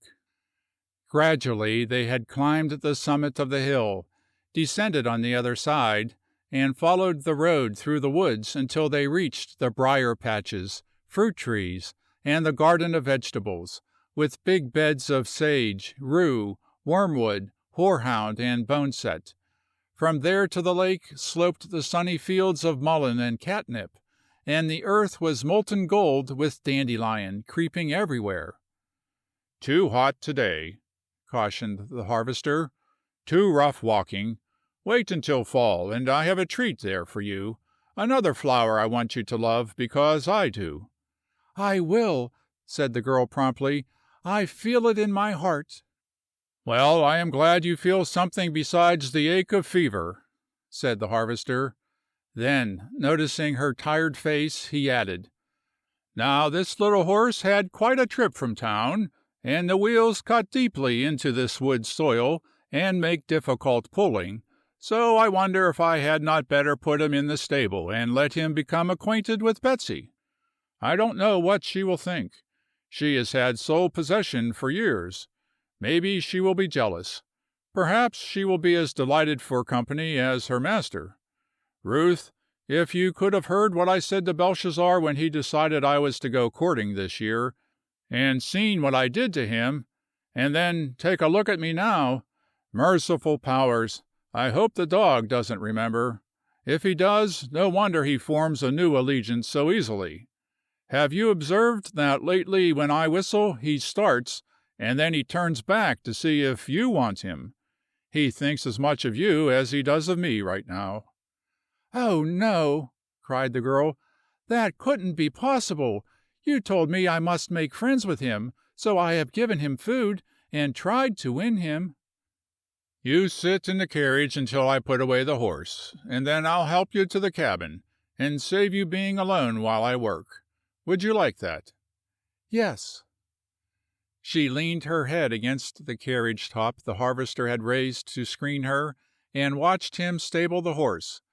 Evidently he was very fond of animals, for he talked as if it were a child he was undressing, and kept giving it extra strokes and pats as he led it away. Ajax disliked the newcomer instantly, noticed the carriage and the woman's dress, and screamed his ugliest. The girl smiled. As the harvester appeared, she inquired, "Is Ajax now sending a wireless to Ceylon asking for a mate?" The harvester looked at her quizzically, and saw a gleam of mischief in the usually dull dark eyes that delighted him. "That is the customary supposition when he finds voice," he said. "But since this has become your home, you are bound to learn some of my secrets. One of them I try to guard is the fact that Ajax has a temper. No, my dear, he is not always sending a wireless, I'm sorry to say. I wish he was. As a matter of fact, he is venting his displeasure at any difference in our conditions. He hates change. He learned that from me. I will enjoy seeing him come for favor a year from now, as I learned to come for it, even when I didn't get much, and the road lay west of Onabasha. Ajax, stop that. There's no use to object. You know you think that horse is nice company for you, and that two can feed you more than one. Don't be a hypocrite. Cease crying things you don't mean, and learn to love the people I do. Come on, old boy." The peacock came, but with feathers closely pressed and stepping daintily. As the bird advanced, the harvester retreated until he stood beside the girl, and then he slipped some grain to her hand, and she offered it. But Ajax would not be coaxed. He was too fat and well fed. He haughtily turned and marched away, screaming at intervals. "Nasty temper," commented the harvester. "Never mind. He soon will become accustomed to you, and then he will love you as Belshazzar does. Feed the doves instead. They are friendly enough in all conscience. Do you notice that there is not a colored feather among them? The squab that is hatched with one you may have for breakfast. Now let's go find something to eat, and I will finish the bridge so you can rest there tonight and watch the sun set on Singing Water." So they went into the cabin and prepared food, and then the harvester told the girl to make herself so pretty that she would be a picture and come and talk to him while he finished the roof. She went to her room, found a pale lavender linen dress and put it on, dusted the pink powder thickly, and went where a wide bench made an inviting place in the shade. There she sat, and watched her lightly expressed whim take shape. "Soon as this is finished," said the harvester, "I am going to begin on that tea table. I can make it in a little while, if you want it to match the other furniture." "I do," said the girl. "Wonder if you could draw a plan showing how it should appear. I am a little shy on tea tables." "I think I can." The harvester brought pencil, paper, and a shingle for a drawing pad. "Now remember one thing," he said. "If you are in earnest about using those old blue dishes, this has got to be a big healthy table. A little one will appear top-heavy with them. It would be a good idea to set out what you want to use, arranged as you would like them, and let me take the top measurement that way." "All right. I'll only indicate how its legs should be, and we will find the size later. I could almost weep because that wonderful set is broken. If I had all of it, I'd be so proud." The girl bent over the drawing. The harvester worked with his attention divided between her, the bridge, and the road. At last he saw the big red car creeping up the valley. "Seems to be someone coming, Ruth. Guess it must be Doc. I'll go open the gate?" "Yes," said the girl. "I'm so glad. You won't forget to ask him to help me if he can." The harvester wheeled hastily. "I won't forget," he said, as he hurried to the gate. The car ran slowly, and the girl could see him swing to the step and stand talking as they advanced. When they reached her, they stopped, and all of them came forward. She went to meet them. She shook hands with Mrs. Carey and then with the doctor. "I am so glad you have come," she said. "I hope you are not lonesome already," laughed the doctor. "I don't think anyone with brains to appreciate half of this ever could become lonely here," answered the girl. "No, it isn't that." "Aha!" cried the doctor, turning to his wife. "You see that the beautiful young lady remembers me, and had been wishing I would come. I always said you didn't half appreciate me. What a place you are making, David! I'll run the car to the shade and join you." For a long time they talked under the trees. Then they went to see the new home and all its furnishings. "Now this is what I call comfort," said the doctor. "David, build us a house exactly similar to this over there on the hill, and let us live out here also. I'd love it. Would you, Clara?" "I don't know. I never lived in the country. One thing is sure, if I tried it, I'd prefer this to any other place I ever saw. David, won't you take me far enough up the hill that I can look from the top to the lake?" "Certainly," said the harvester. "Excuse us a little while, Ruth." As soon as they were gone, the girl turned to the doctor. "Dr. Carey, David says you are great. Won't you exercise your art on me? I am not at all well, and oh, I'd so love to be strong and sound." "Will you tell me," asked the doctor, "just enough to show me what caused the trouble?" "Bad air and water, poor light, and food at irregular times, overwork and deep sorrow, every wrong condition of life you could imagine, with not a ray of hope in the distance, until now. For the sake of the harvester, I would be well again. Please, please try to cure me." So they talked until the doctor thought he knew all he desired, and then they went to see the gold flower garden. "I call this simply superb," said he, taking a seat beneath the tree roof of her porch. "Young woman, I don't know what I'll do to you if you don't speedily grow strong here. This is the prettiest place I ever saw, and listen to the music of that bubbling, gurgling little creek." "Isn't he wonderful?" asked the girl, looking up the hill, where the tall form of the harvester could be seen moving around. "Just to see him, you would think him the essence of manly strength and force. And he is so strong. Into the lake at all hours, at the dry house, on the hill, grubbing roots, lifting big pillars to support a bridge roof, and with it all a fancy as delicate as any dreaming girl. Doctor, the fairies paint the flowers, color the fruit, and frost the windows for him, and the winds carry pollen to tell him when his growing things are ready for the dry house. I don't suppose I can tell you anything new about him, but isn't he a perpetual surprise? Never like anyone else, and no matter how he startles me in the beginning, he always ends by convincing me, at least, that he is right." "I never loved any other man as I do him," said the doctor. "I ushered him into the world when I was a young man just beginning to practice, and I've known him ever since. I know few men so scrupulously clean. Try to get well and make him happy, Mrs. Langston. He so deserves it." "You may be sure I will," answered the girl.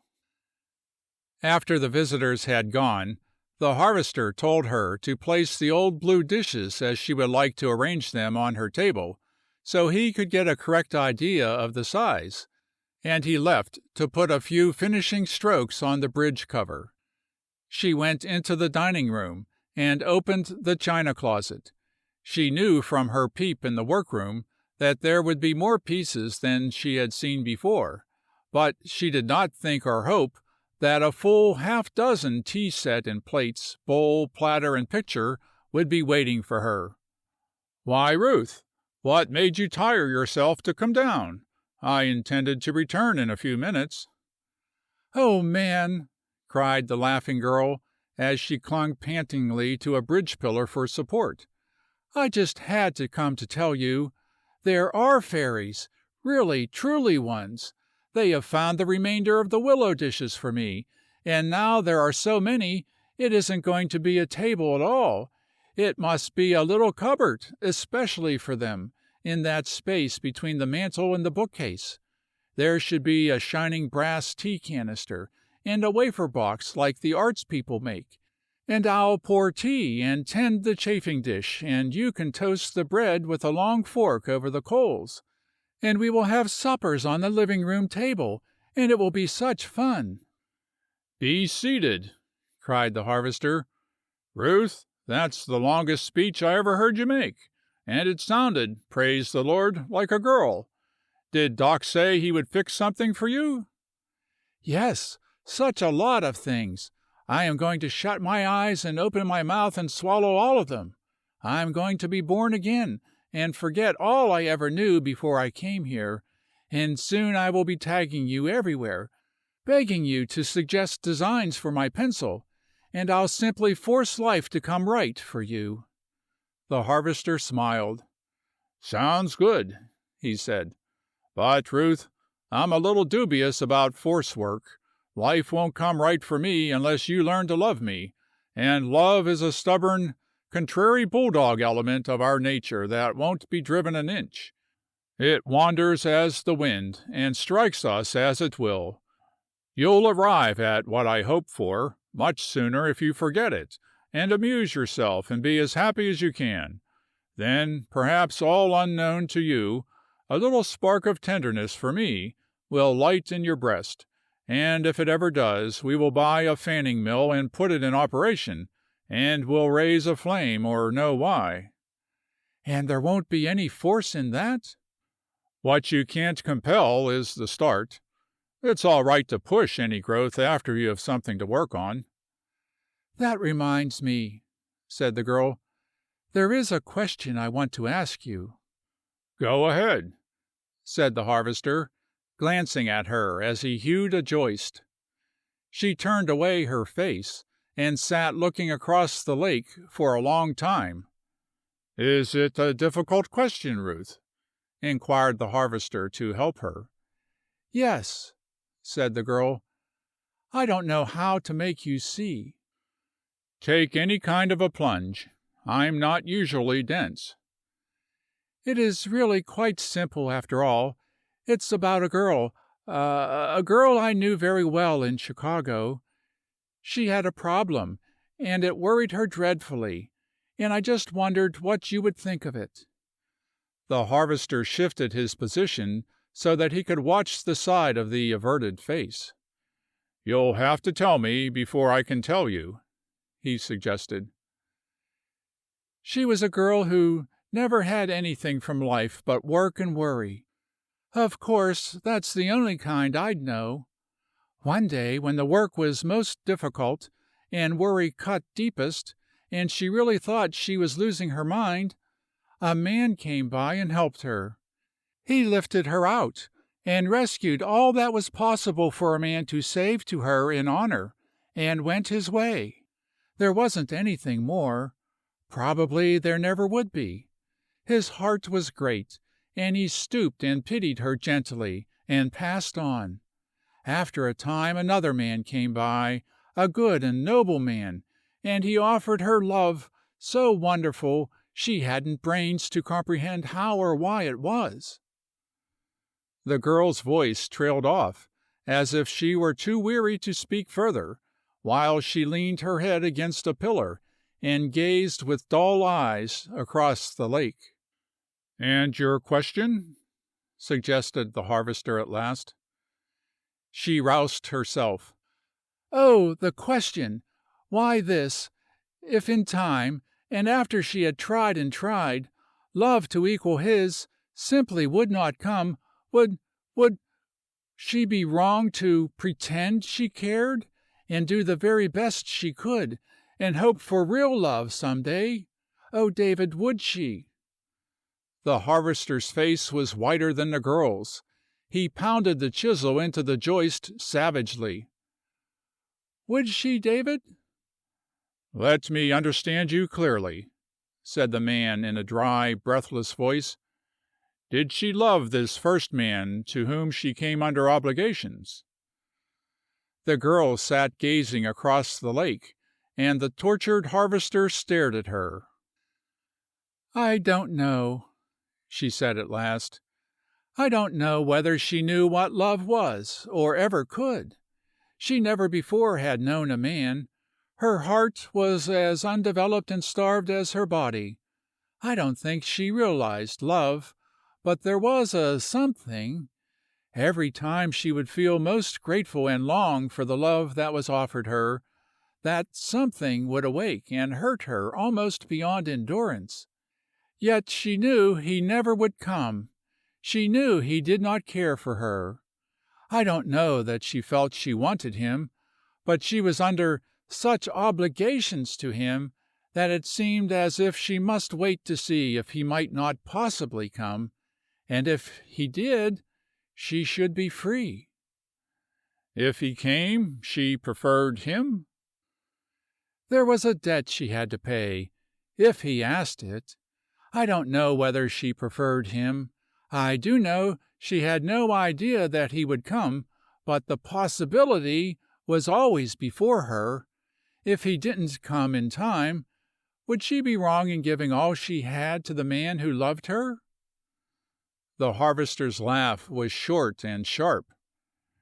"She had nothing to give, Ruth. Talk about wormwood, colocynth apples, and hemlock. What sort of husks would that be to offer a man who gave honest love? Lie to him? Pretend feelings she didn't experience? Endure him for the sake of what he offered her? Well, I don't know how calmly any other man would take that proceeding, Ruth, but tell your friend for me that if I offered a woman the deep, lasting, and only loving passion of my heart, and she gave back a lie and indifferent lips, I'd drop her into the deepest hole of my lake and take my punishment cheerfully." "But if it would make him happy? He deserves every happiness, and he need never know." The harvester's laugh raised to an angry roar. "You simpleton!" he cried roughly. "Do you know so little of human passion in the heart that you think love can be a successful assumption? Good Lord, Ruth, do you think a man is made of wood or stone, that a woman's lips in her first kiss wouldn't tell him the truth? Why, girl, you might as well try to spread your tired arms and fly across the lake as to attempt to pretend a love you do not feel. You never could." "I said a girl I knew." "A girl you knew, then. Any woman. The idea is monstrous. Tell her so and forget it. You almost scared the life out of me for a minute, Ruth. I thought it was going to be you. But I remember your debt is to be paid with the first money you earn, and you cannot have the slightest idea what love is if you honestly ask if it can be simulated. No, ma'am, it can't. Not possibly, not ever. And when the day comes that its fire lights your heart, you will come to me and tell of a flood of delight that is tingling from the soles of your feet through every nerve and fiber of your body, and you will laugh with me at the time when you asked if it could be imitated successfully. No, ma'am. Now let me help you to the cabin, serve a good supper, and see you eat like a farmer." All evening the harvester was so gay he kept the girl laughing, and at last she asked him the cause. "Relief, honey, relief," cried the man. "You had me paralyzed for a minute, Ruth. I thought you were trying to tell me that there was someone so possessing your heart that it failed every time you tried to think about caring for me. If you hadn't convinced me before you finished that love never has touched you, I'd be the saddest man in the world tonight, Ruth." The girl stared at him with wide eyes and silently turned away. End of section 20.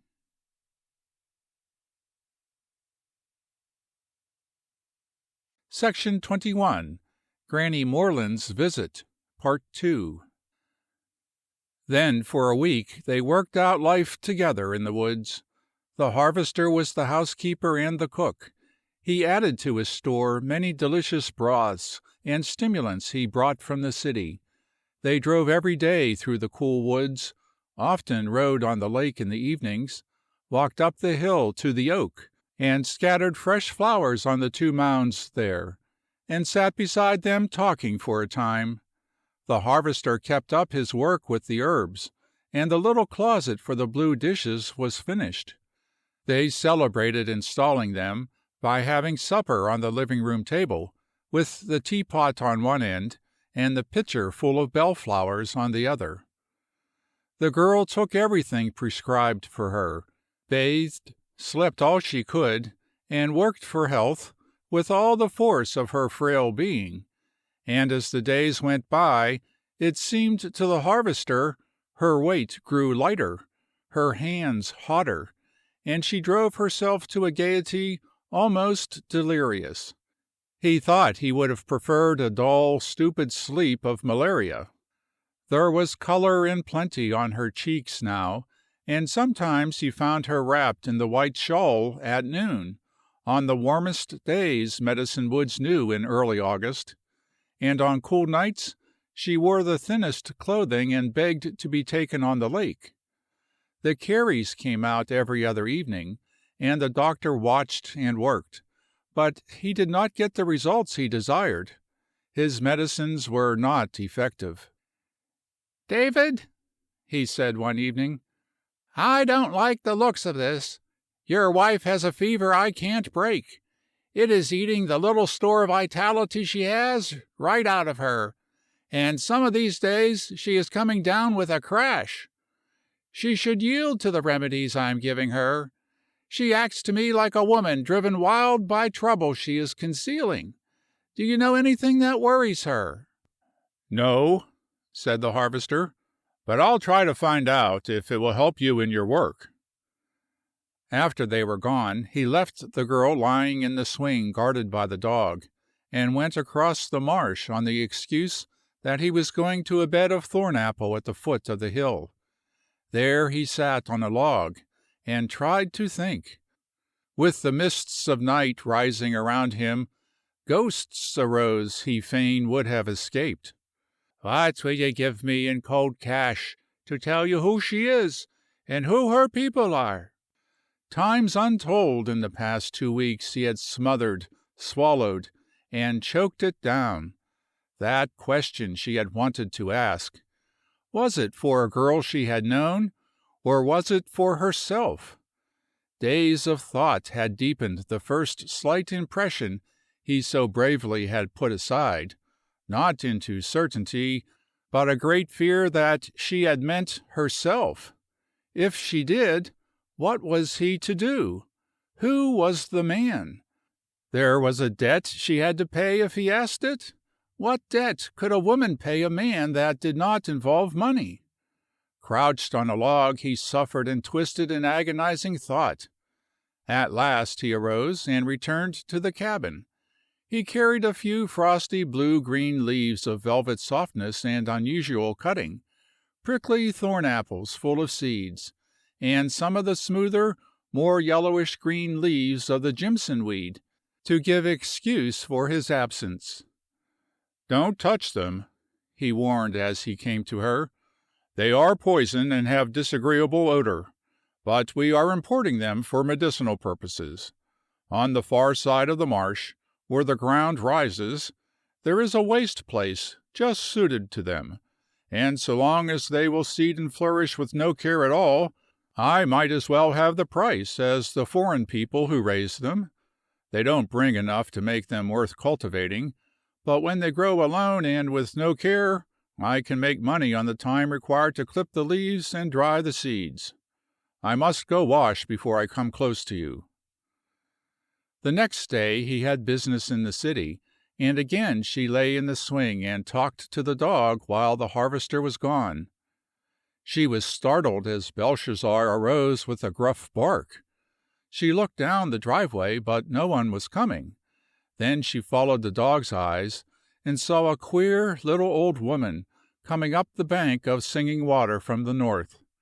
She remembered what the harvester had said, and rising, she opened the screen and went down the path. As the girl advanced, she noticed the scrupulous cleanliness of the calico dress and gingham apron, and the snowy hair framing a bronzed face with dancing dark eyes. "Are you David's new wife?" asked Granny Morland with laughing inflection. "Yes," said the girl. "Come in. He told me to expect you. I am so sorry he is away, but we can get acquainted without him. Let me help you." "I don't know but that ought to be the other way about. You don't look very strong, child." "I am not well," said the girl, "but it's lovely here, and the air is so fine I'm going to be better soon. Take this chair until you rest a little, and then you shall see our pretty home and all the furniture and my dresses." "Yes, I want to see things. My, but David has tried himself. I heard he was just tearing up Jack over here, and I could get the sound of the hammering, and one day he asked me to come and see about his bedding. He had that Lizzie Crofter to wash for him, but if I hadn't just stood over her his blankets would have been ruined. She's no more respect for fine goods than a pig would have for cream pie. I hate to see woolens abused, as if they were human. My, but things is fancy here since what David planted is growin'. Did you ever live in the country before?" "No." "Where do you hail from?" "Well, not from the direction of Hale," laughed the girl. "I lived in Chicago, but we were not rich, and so I didn't know the luxury of the city, just the lonely, difficult part." "Do you call Chicago lonely?" "1,000 times more so than Medicine Woods. Here I know the trees will whisper to me, and the water laughs and sings all day, and the birds almost split their throats making music for me. But I can imagine no loneliness on earth that will begin to compare with being among the crowds and crowds of a large city, and no one has a word or look for you. I miss the sea of faces and the roar of life. At first I was almost wild with the silence, but now I don't find it still any more. The harvester is teaching me what each sound means, and they seem to be countless." "You think, then, you'll like it here?" "I do, indeed. Anyone would. Even more than the beautiful location, I love the interesting part of the harvester's occupation. I really think that gathering material to make medicines that will allay pain is the very greatest of all the great work a man can do." "Good!" cried Granny Morland, her dark eyes snapping. "I've always said it. I've tried to encourage David in it, and he's just capital at putting some of his stuff in shape and combining it in as good medicine as you ever took. This spring I was all crippled up with the rheumatiz, until I wanted to holler every time I had to move, and sometimes it got so aggravatin' I'm not right sure but I done it. Long comes David, and he says, 'I can fix you something, and bless you if the boy didn't take the tucks out of me, till here I am, and tickled to pieces that I can get here. This time last year I didn't care if I lived or not. Now seems as if I'm caperish as a 3 weeks' lamb. I don't see how a man could do a bigger thing than to stir up life in you like that.'" "I think this place makes an especial appeal to me because, shortly before I came, I had to give up my mother. She was very ill and suffered horribly. Every time I see David going to his little laboratory on the hill to work a while, I slip away and ask God to help him to fix something that will ease the pain of humanity, as I should like to have seen her relieved." "Why, you poor child! No wonder you are looking so thin and peaked." "Oh, I'll be over that soon," said the girl. "I am much better than when I came. I'll be coming over to trade pie with you before long. David says you are my nearest neighbor, so we must be close friends." "Well, bless your big heart! Now, who ever heard of a pretty young thing like you wanting to be friends with a plain old country woman?" "Why, I think you are lovely!" cried the girl. "And all of us are on the way to age, so we must remember that we will want kindness then more than at any other time. David says you knew his mother. Sometimes won't you tell me all about her? You must very soon. The harvester adored her, and Dr. Carey says she was the noblest woman he ever knew. It's a big contract to take her place. Maybe if you would tell me all you can remember, I could profit by much of it." Granny Morland watched the girl keenly. "She wa'n't no ordinary woman, that's sure," she commented. "And she didn't make no common man out of her son, either. I've always contended she took the job too serious, and wore herself out at it, but she certainly done the work up prime. If she's above cloud leaning over the ramparts looking down, though it gets me as to what foundation they use or where they get the stuff to build the ramparts. But if they is ramparts, and she's peeking over them, she must take a lot of solid satisfaction in seeing that David is not only the man she fought and died to make him, but he's give her quite a margin to spread herself on. She's 'lowed to make him a big man, but you got to know him close and plenty 'fore it strikes you just what his size is. I've watched him pretty sharp, and tried to help him what I could since Marthy went, and I'm frank to say I'd rather see David happy than to be happy myself. I've had my fling. The rest of the way I'm willing to take what comes, with the best grace I can muster, and wearing a smilin' face to betoken the joy I've had, but it cuts me sore to see the young sufferin'." "Do you think David is unhappy?" asked the girl eagerly. "I don't see how he could be," cried the old lady. "Of course he ain't.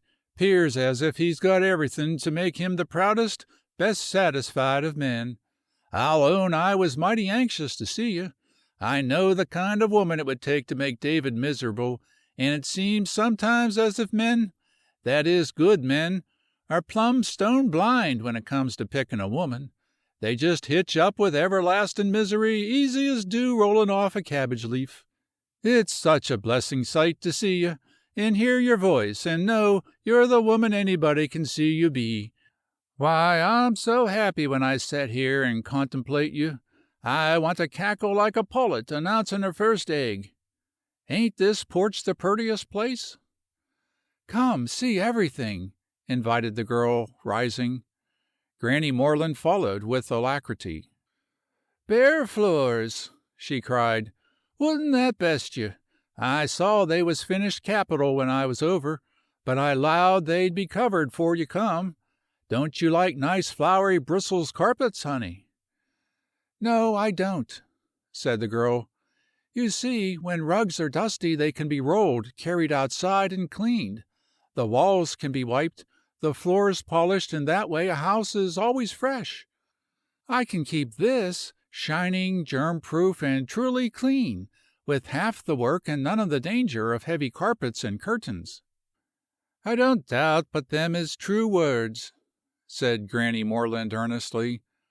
"Work must be easier and sooner done than it was in my day, or people just couldn't have houses the size of this, or the time to gad that women have now.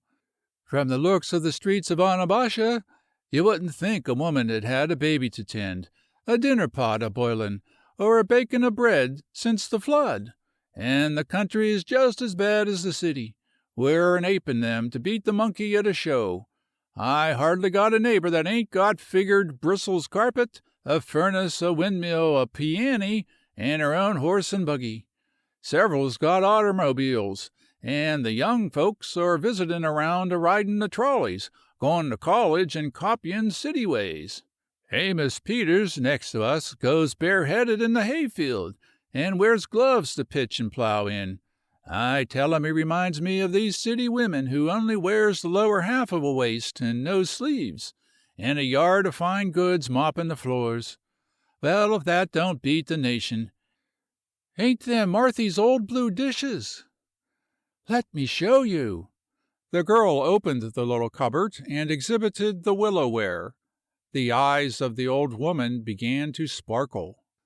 "Foundation or no foundation, I do hope them ramparts is a go," she cried. "If Marthy Langston is squintin' over them, and she sees her old chiny put in a fine cupboard, and her little shawl round as purty a girl as ever stepped, and knows her boy is gettin' what he deserves, good Lord, she'll be like to oust the Almighty and set on the throne herself. 'Bout everything in life was a disappointment to her, 'cept David.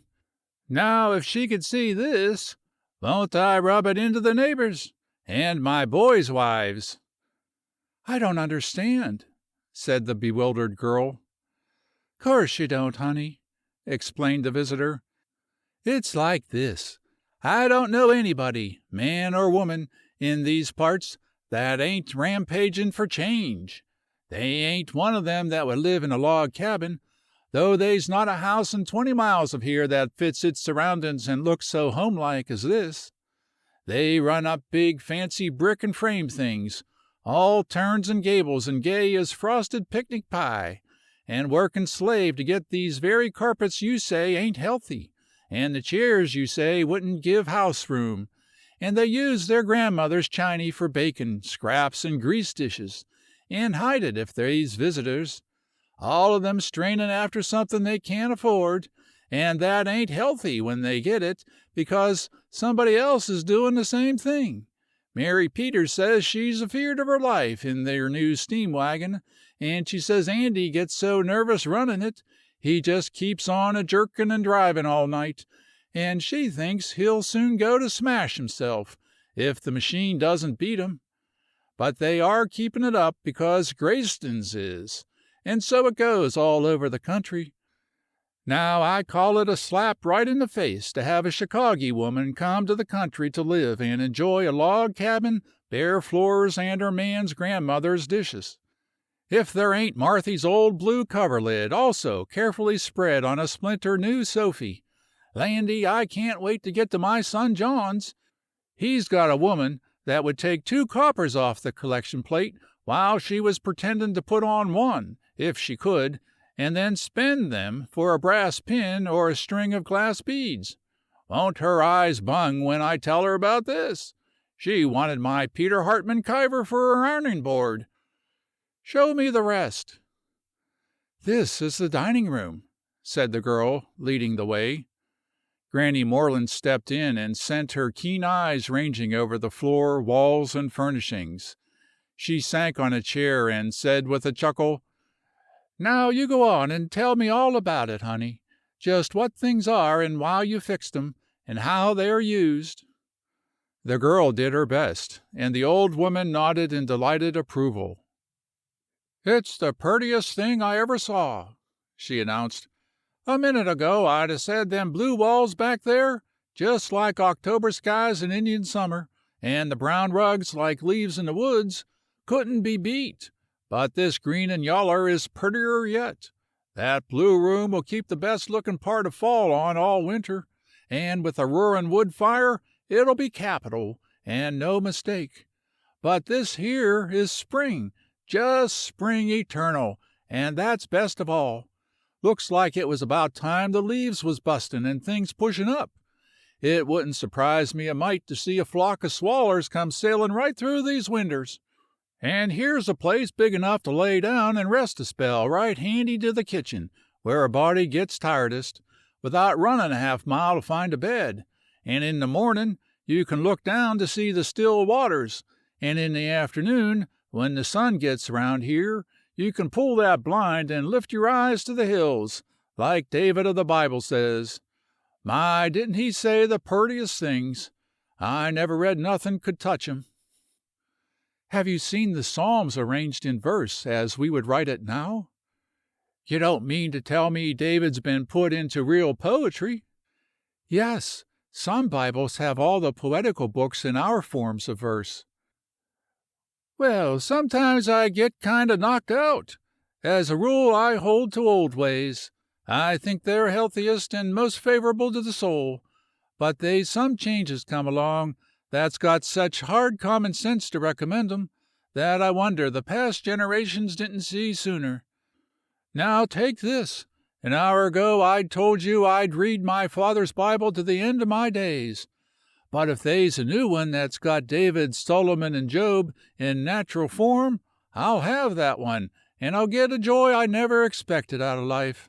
I ain't got so much poetry in me, but I always riled me to read 7. The law of the Lord is perfect, convertin' the soul. 8. The statutes of the Lord are right. 9. The fear of the Lord is clean. And so it goes, 'bout as much figures as they is poetry. Always did worry me. So if they make Bibles 'cordin' to common sense, I'll have one tomorrow if I have to walk to Onabasha to get it. Lossy me, if you ain't gathered up Marthy's old pink tea set and give it a show, too. Did you do that to please David, or do you honestly think them is nice dishes?" "I think they are beautiful," laughed the girl, sinking to a chair. "I don't know that it did please him. He had been studying the subject, but something saved him from buying anything until I came. I'd have felt dreadfully if he had gotten what he wanted." "What did he want, honey?" asked the old lady in an awestruck whisper. eggshell china and cut glass." "And you wouldn't let 'em. Woman, what do you want?" "A set of tulip yellow dishes, with Dutch little figures on them. They are so quaint, and they would harmonize perfectly with this room." The old lady laughed gleefully. "My, I wouldn't have missed this for $1," she cried. "It just does my soul good.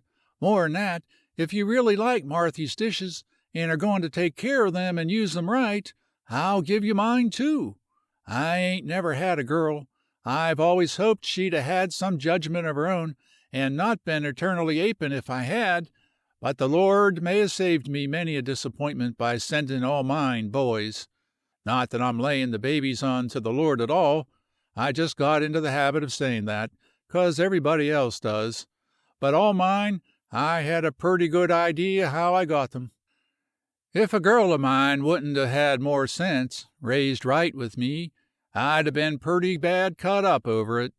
Of course I can't be held responsible for the girls my boys married, but the other day Emmeline, that's John's wife, John is the youngest, and I sort of cling to him, Emmeline, she says to me, 'Mother, can't I have this old pink and green teapot?' My heart warmed right up to the child, and I says, 'What do you want it for, Emmeline?' And she says, 'To draw the tea in.'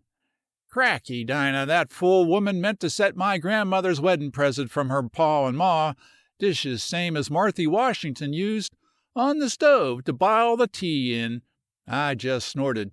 'No,' says I, 'you can't. 'Fore I die,' says I'll meet up with some woman that'll love dishes and know how to treat 'em. I think just about as much of David as I do my own boys, and I don't make no bones of the fact that he's a heap more of a man. I'd just as soon my dishes went to his children as to John's. I'll give you every piece I got, if you'll take care of 'em." "Would it be right?" wavered the girl. "Right? Why, I'm just tellin' you the fool women would boil tea in 'em, make grease sassers of 'em, and use 'em to dish up the bacon on.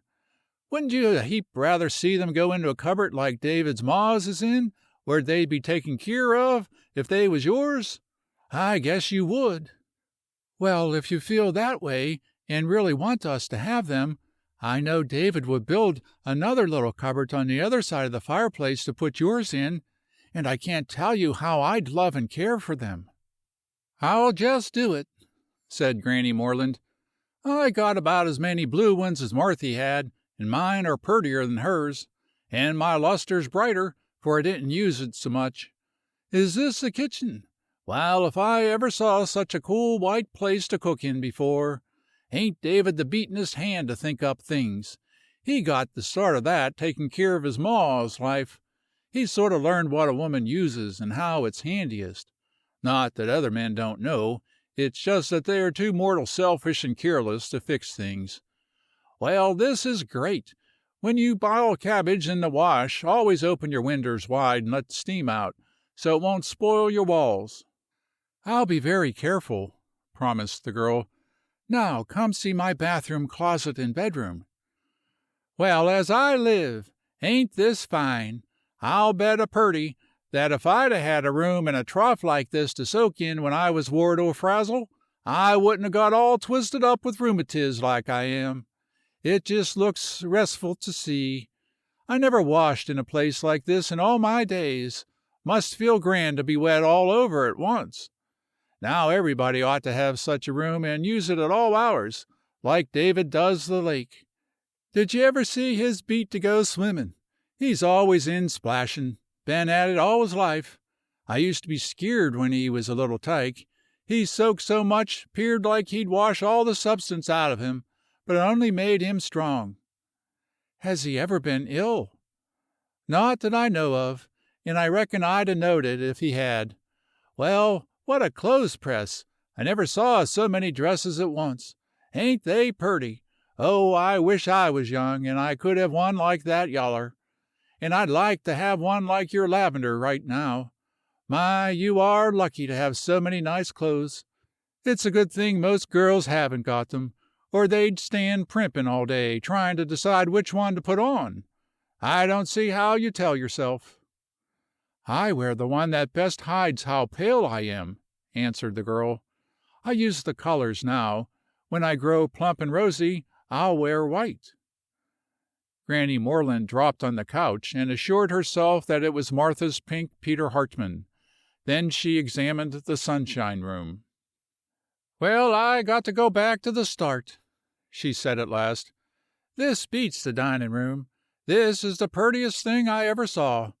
Oh, I do hope they ain't so run to white in heaven, as some folks seem to think. Used to be scandalized if a body took anything but a white flower to a funeral.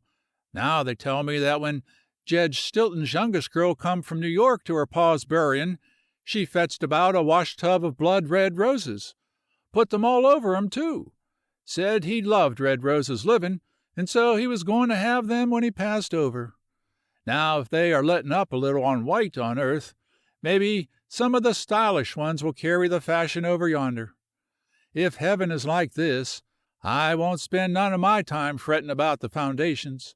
I'll just forget there is any, even if we do always have to be so particular to get them solid on earth. Talk of gold harps, can't you almost hear them? And listen to the birds in that water. Say, you won't get lonesome here, will you? Indeed, no, answered the girl. Wouldn't you like to lie on my beautiful couch that the harvester made with his own hands? And I'll spread Mother Langston's coverlet over you, and let you look at all my pretty things while I slip away a few minutes to something I'd like to do. I'd love to, said the old woman. I never had a chance at such fine things. David told me he was making your room all himself, and that he was going to fill it chuck full of everything a girl ever used, and I see he done it right proper. Away last March he told me he was building for you, and I hankered so to have a woman here again, even though I never s'posed she'd be sociable like you, that I egged him on just all I could. I never would have supposed the boy could marry like this, all by himself. The girl went to the ice chest to bring some of the fruit juice, chilled berries, and to the pantry for bread and wafers, to make a dainty little lunch that she placed on the veranda table, and then she and Granny Morland talked, until the visitor said that she must go. The girl went with her to the little bridge crossing Singing Water on the north. There the old lady took her hand. Honey, she said, I'm going to tell you something. I am so happy I can pert near fly. Last night I was coming down the pike over there, chasing home a contrary old gander of mine, and I looked over on your land, and I see David sitting on a log with his head between his hands and looking like grim death, if I ever see it. My heart plumb stopped. Says I, she's a failure. She's a bustin' the boy's heart. I'll go straight over and tell her so. I didn't dare bespeak him, but I was on nettles all night. I just laid a-studyin' and a-studyin', and I says, come mornin', I'll go straight and give her a curry-combin' that'll do her good. And I started a-feelin' pretty grim. And here you came to meet me, and wiped it all out of my heart in a flash. It did look like the boy was grievin', but I know now he was just thinking up what to put together to take the ache out of some poor old carcass like mine. It never could have been about you. Like a half-blind old fool I thought the boy was sufferin', and here he was only studyin'. Like as not he was thinking what to do next to show you how he loves you. What an old silly I was. I'll sleep like a log tonight to pay up for it. Good-bye, honey. You better go back and lay down a spell. You do look mortal tired.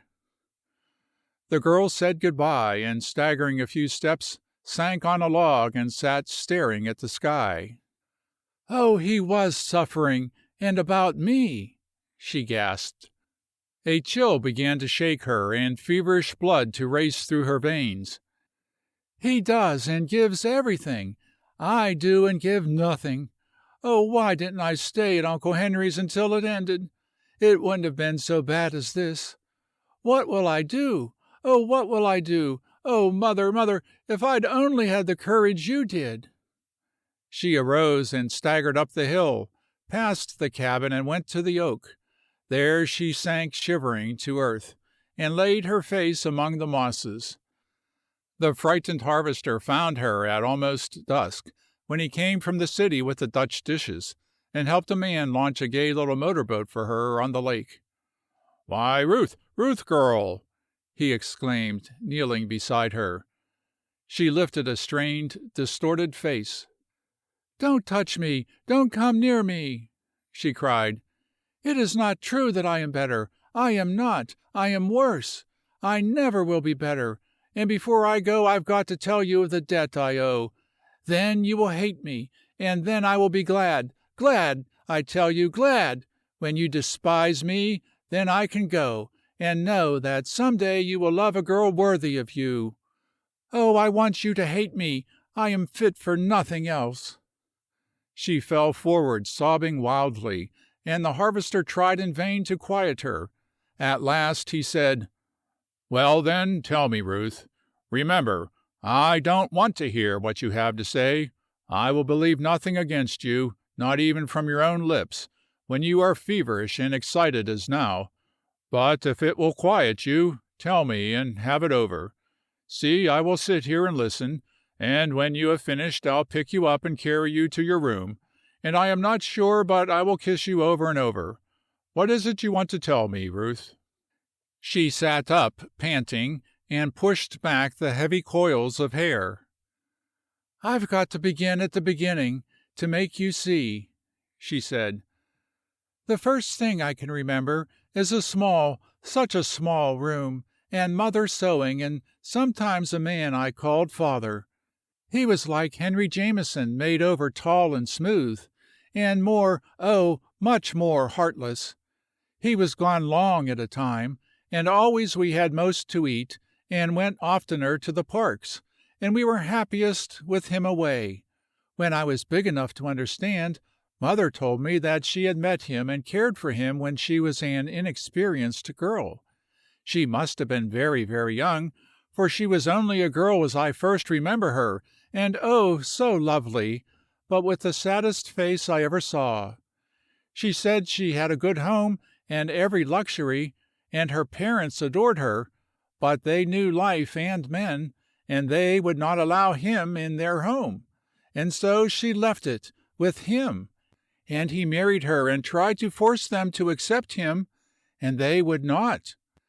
At first she bore it, later she found him out, and appealed to them, but they were away or would not forgive, and she was a proud thing, and would not beg more after she had said she was wrong, and would they take her back. I grew up and we were girls together. We embroidered and I drew, and sometimes we had little treats and good times, and my father did not come often, and we got along the best we could.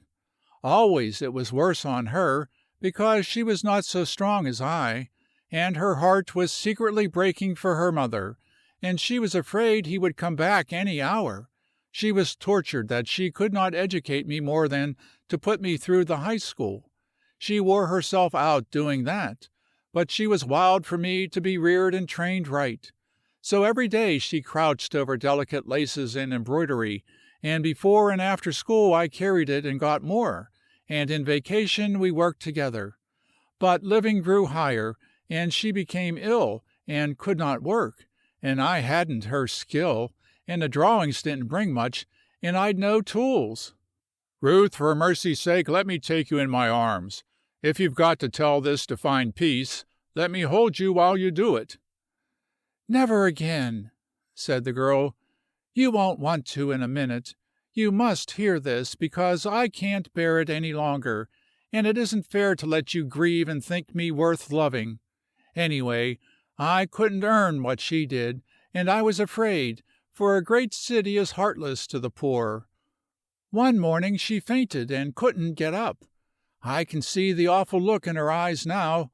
She knew what was coming. I didn't.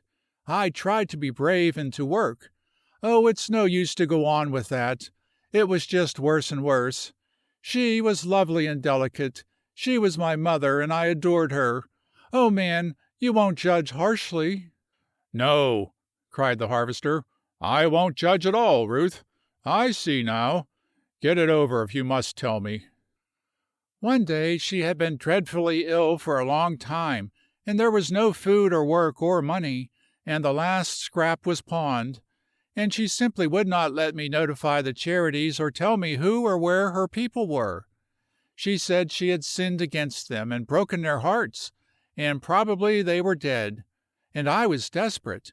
I walked all day from house to house where I had delivered work, but it was no use. No one wanted anything I could do, and I went back frantic, and found her gnawing her fingers and gibbering in delirium. She did not know me, and for the first time she implored me for food. Then I locked the door and went on the street and asked a woman. She laughed and said she'd report me and I'd be locked up for begging. Then I saw a man I passed sometimes. I thought he lived close. I went straight to him and told him my mother was very ill and asked him to help her. He told me to go to the proper authorities.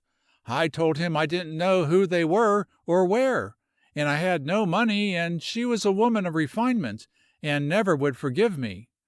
I offered, if he would come to see her, get her some beef tea, and take care of her while she lived, that afterward. The girl's frail form shook in a storm of sobs. At last she lifted her eyes to the harvesters. There must be a God, and somewhere at the last extremity he must come in. The man went with me, and he was a young doctor who had an office a few blocks away, and he knew what to do. He hadn't much himself, but for several weeks he divided, and she was more comfortable and not hungry when she went.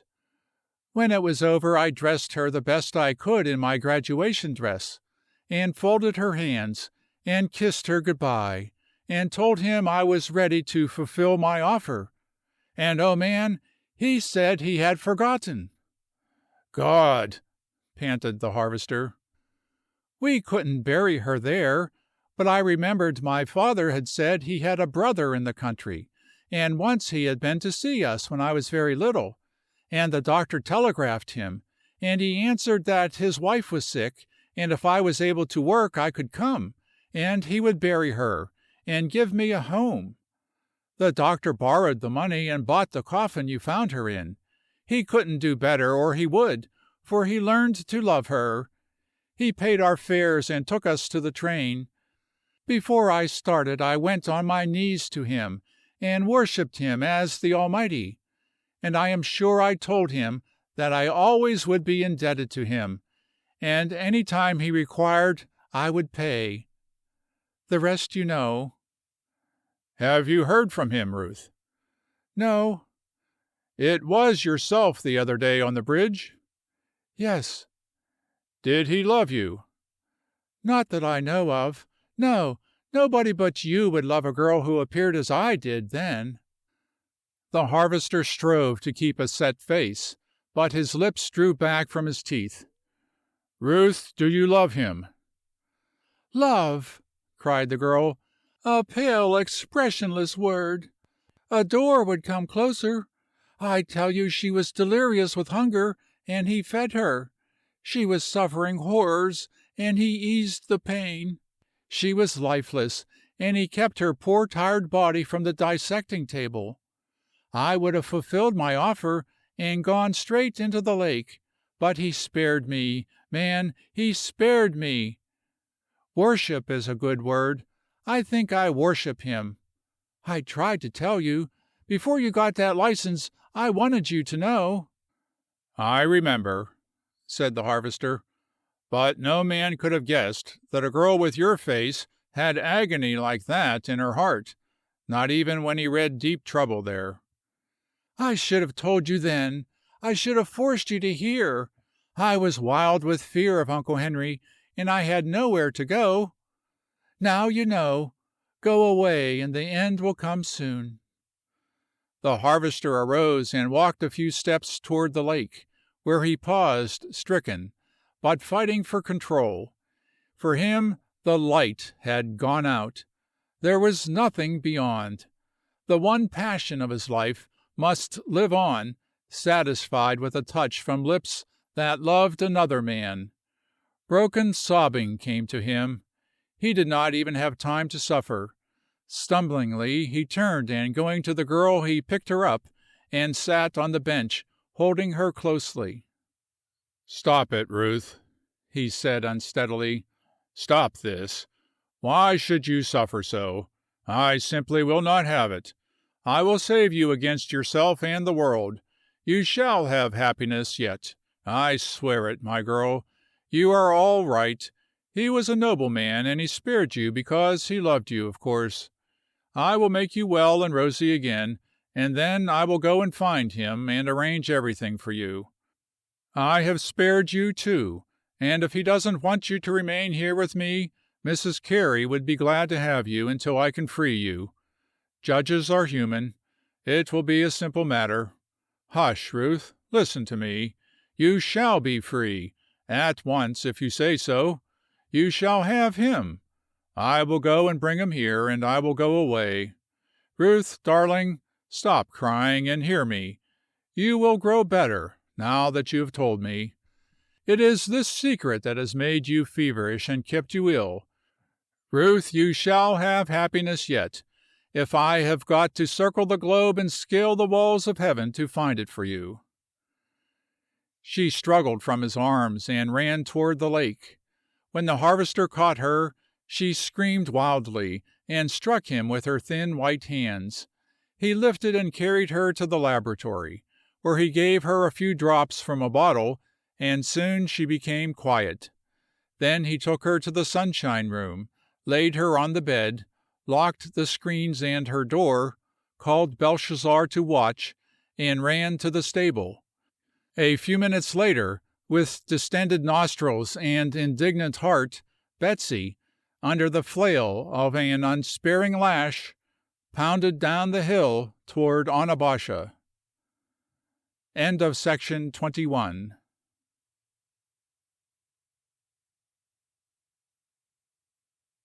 Section 22. Love Invades Science. Part 1. The harvester placed the key in the door and turned to Dr. Carey and the nurse. I drugged her into unconsciousness before I left, but she may have returned, at least partially. Miss Barnett, will you kindly see if she is ready for the doctor? You needn't be in the least afraid. She has no strength, even in delirium. He opened the door, his head averted, and the nurse hurried into the room. The girl on the bed was beginning to toss, moan, and mutter. Skillful hands straightened her, arranged the covers, and the doctor was called. In the living room, the harvester paced in misery too deep for consecutive thought. As consciousness returned, the girl grew wilder, and the nurse could not follow the doctor's directions and care for her. Then Dr. Carey called the harvester. He went in and, sitting beside the bed, took the feverish, wildly beating hands in his strong, cool ones, and began stroking them and talking. "Easy, honey," he murmured softly. "Lie quietly while I tell you. You mustn't tire yourself. You are wasting strength you need to fight the fever. I'll hold your hands tight. I'll stroke your head for you. Lie quietly, dear, and Dr. Carey and his head nurse are going to make you well in a little while. That's right. Let me do the moving. You lie and rest. Only rest and rest, until all the pain is gone, and the strong days come, and they are going to bring great joy, love, and peace to my dear, dear girl. Even the moans take strength. Try just to lie quietly and rest. You can't hear Singing Water if you don't listen, Ruth." "She doesn't realize that it is you or know what you say, David," said Dr. Carey gently. "I understand," said the harvester. "But if you will observe, you will see that she is quiet when I stroke her head and hands, and if you notice closely you will grant that she gets a word occasionally. If it is the right one, it helps. She knows my voice and touch, and she is less nervous and afraid with me. Watch a minute." The harvester took both of the girl's fluttering hands in one of his, and with long, light strokes, gently brushed them, and then her head and face, and then her hands again, and in a low, monotonous, half sing-song voice, he crooned, "Rest, Ruth, rest. It is night now. The moon is bridging Loon Lake, and the whippoorwill is crying. Listen, dear, don't you hear him crying? Still, girl, still, just as quiet, lies so quietly. The whippoorwill is going to tell his mate he loves her so dearly. He's going to tell her when you listen. That's a dear girl. Now he is beginning. He says, 'Come over the lake and listen to the song I'm singing to you, my mate, my dear, dear mate.' And the big night moths are flying, and the katydids are crying, positive and sure they are crying, a thing that's past denying. Hear them crying? And the ducks are cheeping soft little murmurs while they're sleeping, sleeping, resting, softly resting. Gently, girl, gently. Down the hill comes Singing Water, laughing, laughing. Don't you hear it laughing? Listen to the big owl courting. It sees the coon out hunting. It hears the mink softly slipping, slipping, where the dews of night are dripping.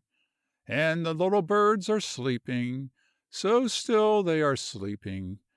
Girls should be a-sleeping, like the birds a-sleeping, for tomorrow joy comes creeping. Joy and life and love come creeping, creeping to my girl. Gently, gently, that's a dear girl, gently. Tired hands rest easy, tired head lies still. That's the way to rest." On and on the even voice kept up the story. All over and around the lake, the length of Singing Water, the marsh folk found voices to tell of their lives, where it was a story of joy, rest, and love. Up the hill ranged the harvester, through the forest where the squirrels slept, the owl hunted, the fireflies flickered, the fairies squeezed flower leaves to make color to paint the autumn foliage, and danced on toadstool platforms. Just so long as his voice murmured and his touch continued, so long the girl lay quietly, and the medicines could act. But no other touch would serve, and no other voice would answer. If the harvester left the room 5 minutes to show the nurse how to light the fire and where to find things, he returned to tossing, restless delirium. "It's magic, David," said Dr. Carey. "Magic." "It is love," said the harvester. "Even crazed with fever, she recognizes its voice and touch. You've got your work cut out, Doc. Roll your sleeves and collect your wits. Set your heart to winning. There is one thing shall not happen. Get that straight in your mind right now. And you too, Miss Barnett. There is nothing like fighting for a certainty. You may think the girl is desperately ill, and she is. But make up your minds that you are here to fight for her life, and to save it. Save, do you understand? If she is to go, I don't need either of you. I can let her do that myself. You are here on a mission of life. Keep it before you. Life and health for this girl is the prize you are going to win. Dig into it, and I'll pay the bills, and extra besides. If money is any incentive, I'll give you all I've got for life and health for the girl. Are you doing all you know?" "I certainly am, David." "But when day comes you'll have to go back to the hospital, and we may not know how to meet crises that will arise. What then? We should have a competent physician in the house until this fever breaks." "I had thought of that, David. I will arrange to send one of the men from the hospital who will be able to watch symptoms and come for me when needed." "Won't do," said the harvester calmly. "She has no strength for waiting. You are to come when you can, and remain as long as possible. The case is yours. Your decisions go, but I will select your assistant. I know the man I want. Who is he, David? I'll tell you when I learn whether I can get him. Now I want you to give the girl the strongest sedative you dare. Take off your coat, roll your sleeves, and see how well you can imitate my voice, and how much you have profited by listening to my song. In other words, before day calls, I want you to take my place so successfully that you deceive her, and give me time to make a trip to town. There are a few things that must be done, and I think I can work faster in the night. Will you?" Dr. Carey bent over the bed. Gently, he slipped a practiced hand under the harvester's and made the next stroke down the white arm. Gradually he took possession of the thin hands, and his touch fell on the masses of dark hair. As the harvester arose, the doctor took the seat. "You go on," he ordered gruffly. "I'll do better alone." The harvester stepped back. The doctor's touch was easy, and the girl lay quietly for an instant. Then she moved restlessly. "You must be still now," he said gently. "The moon is up, the lake is all white, and the birds are flying all around. Lie still, or you'll make yourself worse. Stiller than that. If you don't, you can't hear things courting. The ducks are quacking, the bullfrogs are croaking, and everything. Lie still, still, I tell you." "Oh, good Lord, Doc!" groaned the harvester in desperation. The girl wrenched her hands free, and her head rolled on the pillow. "Harvester! Harvester!" she cried. The doctor started to arise.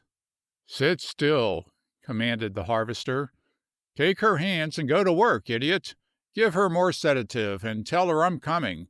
That's the word, if she realizes enough to call for me." The doctor possessed himself of the flying hands, and gently held and stroked them. "The harvester is coming," he said. "Wait just a minute. He's on the way. He is coming. I think I hear him. He will be here soon, very soon now. That's a good girl. Lie still for David. He won't like it if you toss and moan. Just as still. Lie still so I can listen. I can't tell whether he is coming until you are quiet." Then he said to the harvester, "You see, I've got it now. I can manage her. But for pity's sake, hurry, man. Take the car. Jim is asleep on the back seat. Yes, yes, girl, I'm listening for him. I think I hear him. I think he's coming." Here and there a word penetrated, and she lay more quietly, but not in the rest to which the harvester had lulled her. "Hurry, man," groaned the doctor in a whispered aside, and the harvester ran to the car, awakened the driver, and told him he had a clear road to Onabasha, to speed up. "Where to?" asked the driver. "Dixon, of the First National." In a few minutes the car stopped before the residence, and the harvester made an attack on the front door. Presently the man came. "Excuse me for routing you out at this time of night," said the harvester, "but it's a case of necessity. I have an automobile here. I want you to go to the bank with me, and get me an address from your draft records. I know the rules, but I want the name of my wife's Chicago physician. She is delirious, and I must telephone him." The cashier stepped out and closed the door. 9 chances out of 10 it will be in the vault," he said. "That leaves one that it won't," answered the harvester. "Sometimes I've looked in when passing in the night, and I've noticed that the books are not always put away. I could see some on the rack tonight. I think it is there." It was there, and the harvester ordered the driver to hurry him to the telephone exchange, then take the cashier home and return and wait. He called the Chicago Information Office. "I want Dr. Frank Harmon," whose office address is 1509 Columbia Street. I don't know the phone number." Then came a long wait, and after 20 minutes, the blessed buzzing whisper, "Here's your party." "Dr. Harmon." "Yes." "You remember Ruth Jameson, the daughter of a recent patient of yours?" "I do." "Well, my name is Langston. The girl is in my home and care. She is very ill with fever, and she has much confidence in you. This is Onabasha, on the Grand Rapids and Indiana. You take the Pennsylvania at 7 o'clock, telegraph ahead that you are coming so that they will make connection for you, change at 12:20 at Fort Wayne, and I will meet you here. You will find your ticket and a check waiting you at the Chicago depot. Arrange to remain a week at least. You will be paid all expenses and regular prices for your time. Will you come?" "Yes." "All right. Make no failure. Good-bye." Then the harvester left an order with the telephone company to run a wire to Medicine Woods the first thing in the morning, and drove to the depot to arrange for the ticket and check. In less than an hour he was holding the girl's hands and crooning over her. "Jerusalem," said Dr. Carey, rising stiffly, "I'd rather undertake to cut off your head and put it back on than to tackle another job like that. She's quite delirious, but she has flashes, and at such times she knows whom she wants. The rest of the time it's a jumble, and some of it is rather gruesome. She's seen dreadful illness, hunger, and there's a debt she's wild about. I told you something was back of this. You've got to find out and set her mind at ease." "I know all about it," said the harvester patiently between crooning sentences to the girl. "But the crash came before I could convince her that it was all right and I could fix everything for her easily. If she only could understand me." "Did you find your man?" "Yes, he will be here this afternoon." "Quick work." "This takes quick work." "Do you know anything about him?" "Yes, he is a young fellow, just starting out. He is a fine, straight, manly man. I don't know how much he knows, but it will be enough to recognize your ability and standing, and to do what you tell him. I have perfect confidence in him. I want you to come back at 1 and take my place until I go to meet him." "I can bring him out." "I have to see him myself. There are a few words to be said before he sees the girl." "David, what are you up to?" "Being as honorable as I can. No man gets any too decent, but there is no law against doing as you would be done by, and being as straight as you know how. When I've talked to him, I'll know where I am, and I'll have something to say to you." "David, I'm afraid—" "Then what do you suppose I am?" said the harvester. "It's no use, Doc. Be still and take what comes. The manner in which you meet a crisis proves you are a whining cur or a man. I have got lots of respect for a dog, as a dog, but I've none for a man as a dog. If you've gathered from the girl's delirium that I've made a mistake, I hope you have confidence enough in me to believe I'll right it, and take my punishment without whining. Go away, you make her worse. Easy, girl, the world is all right, and everyone is sleeping now, so you should be at rest. With the day, the doctor will come, the good doctor you know and like, Ruth. You haven't forgotten your doctor, Ruth? The kind doctor who cared for you. He will make you well, Ruth. Well, and oh, so happy. Harmon, Harmon, Dr. Harmon is coming to you, girl, and then you will be so happy." "Why, you blame idiot!" cried Dr. Carey in a harsh whisper. "Have you lost all the sense you ever had? Stop that gibber. She wants to hear about the birds and singing water. Go on with that woods line of talk. She likes that away the best. This stuff is making her restless. See?" "You mean you are," said the harvester wearily. "Please leave us alone. I know the words that will bring comfort. You don't." He began the story all over again, but now there ran through it a continual refrain. "Your doctor is coming, the good doctor you know. He will make you well and strong, and he will make life so lovely for you." He was talking without pause or rest when Dr. Carey returned in the afternoon to take his place. He brought Mrs. Carey with him, and she tried a woman's powers of soothing another woman, and almost drove the girl to fighting frenzy. So the doctor made another attempt, and the harvester raced down the hill to the city. He went to the car shed as the train pulled in, and stood at one side while the people hurried through the gate. He was watching for a young man with a traveling bag and perhaps a physician's satchel, who would be looking for someone. "I think I'll know him," muttered the harvester grimly. "I think the masculine element in me will pop up strongly and instinctively at the sight of this man who will take my dream girl from me.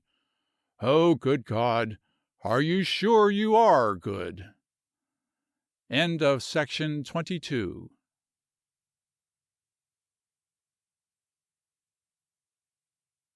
Section 23. Love Invades Science, Part 2.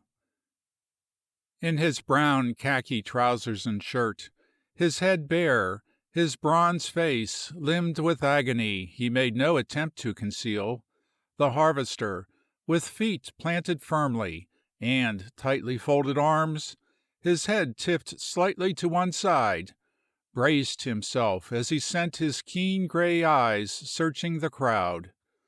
Far away he selected his man. He was young, strong, criminally handsome, clean and alert. There was discernible anxiety on his face, and it touched the harvester's soul that he was coming just as swiftly as he could force his way. As he passed the gates, the harvester reached his side. "Dr. Harmon, I think," he said. "Yes." "This way. If you have luggage, I will send for it later." The harvester hurried to the car. "Take the shortest cut and cover space," he said to the driver. The car kept to the speed limit until toward the suburbs. Dr. Harmon removed his hat, ran his fingers through dark waving hair, and yielded his body to the swing of the car. Neither man attempted to talk. Once the harvester leaned forward and told the driver to stop on the bridge, and then sat silently. As the car slowed down, they alighted. "Drive on and tell Doc we are here, and we'll be up soon," said the harvester. Then he turned to the stranger. "Dr. Harmon, there's little time for words. This is my place, and here I grow herbs for medicinal houses." "I have heard of you, and heard your stuff recommended," said the doctor. "Good!" exclaimed the harvester. "That saves time. I stopped here to make a required explanation to you. The day you sent Ruth Jameson to Onabasha, I saw her leave the train and recognized in her my ideal woman. I lost her in the crowd, and it took some time to locate her. I found her about a month ago. She was miserable. If you saw what her father did to her and her mother in Chicago, you should have seen what his brother was doing here.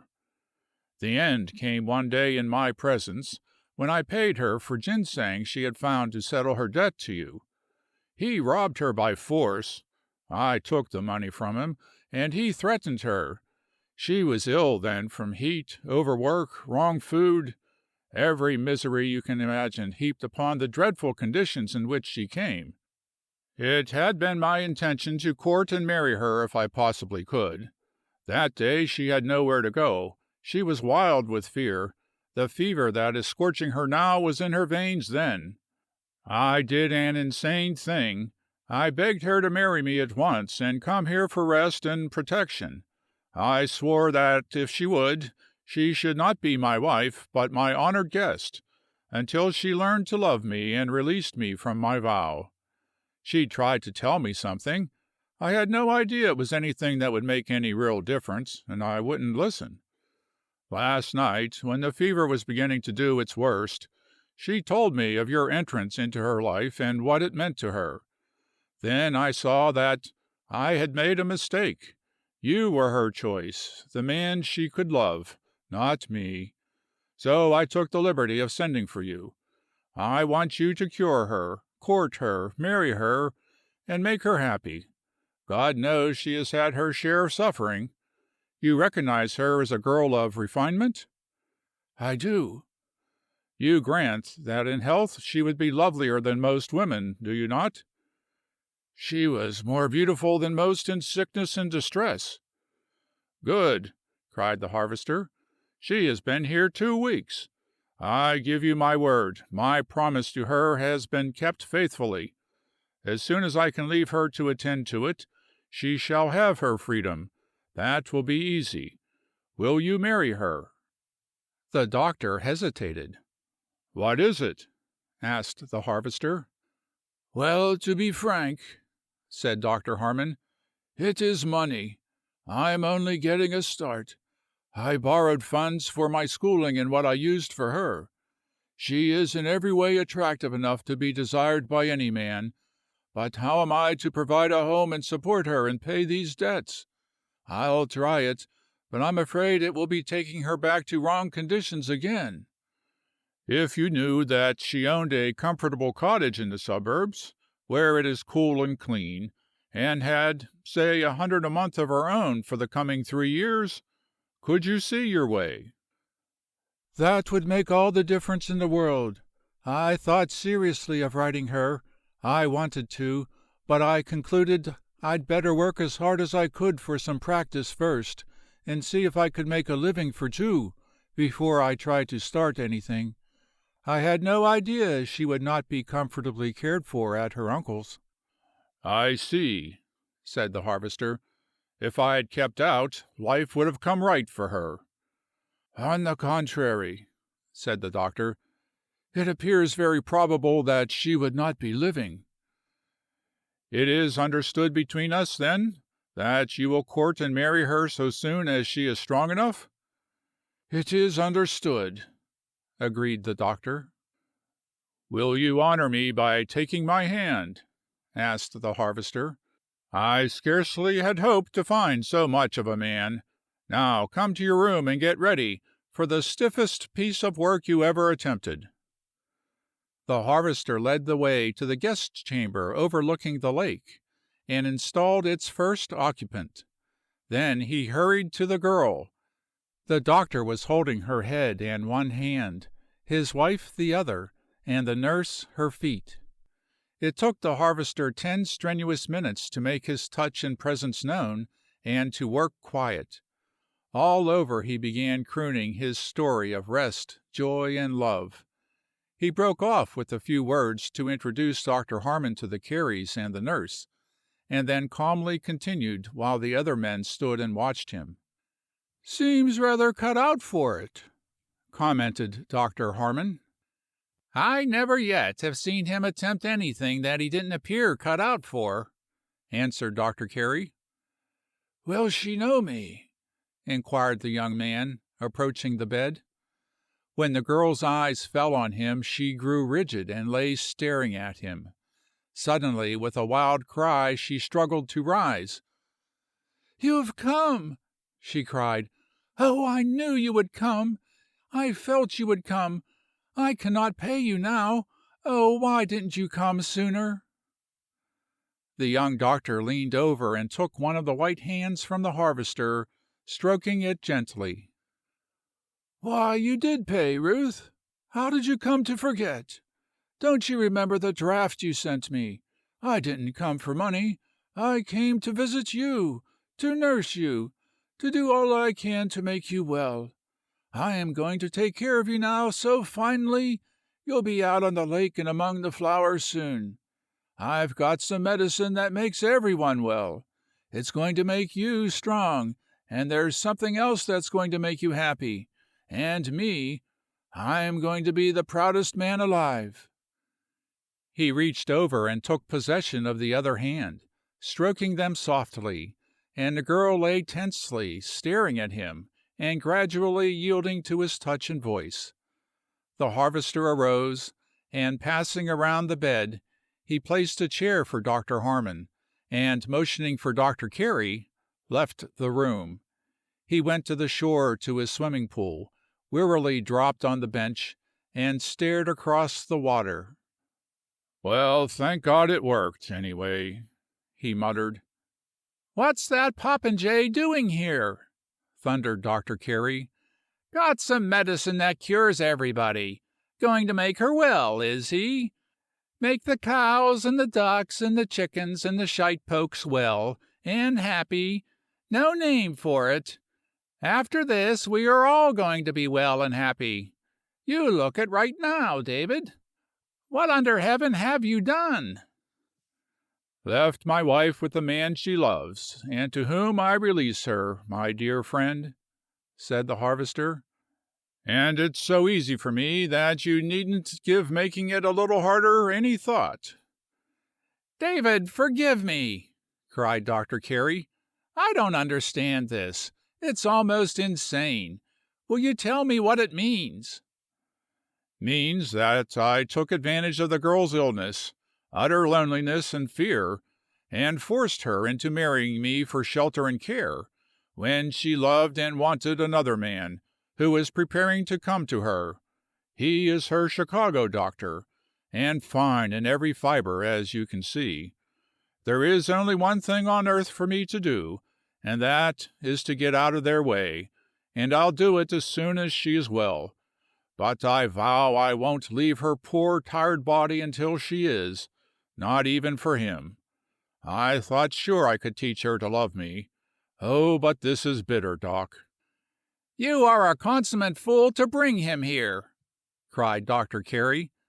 "If she is too sick to realize the situation now, she will be different when she is normal again. Any sane girl that wouldn't love you, David, ain't fit for anything." "Yes, I'm a whale of a lover," said the harvester grimly. "Nice mess I've made of it. But there is no real harm done. Thank God, Harmon was not the only white man." "David, what do you mean?" "Is it between us, Doc?" "Yes." "For all time?" "It is." The harvester told him.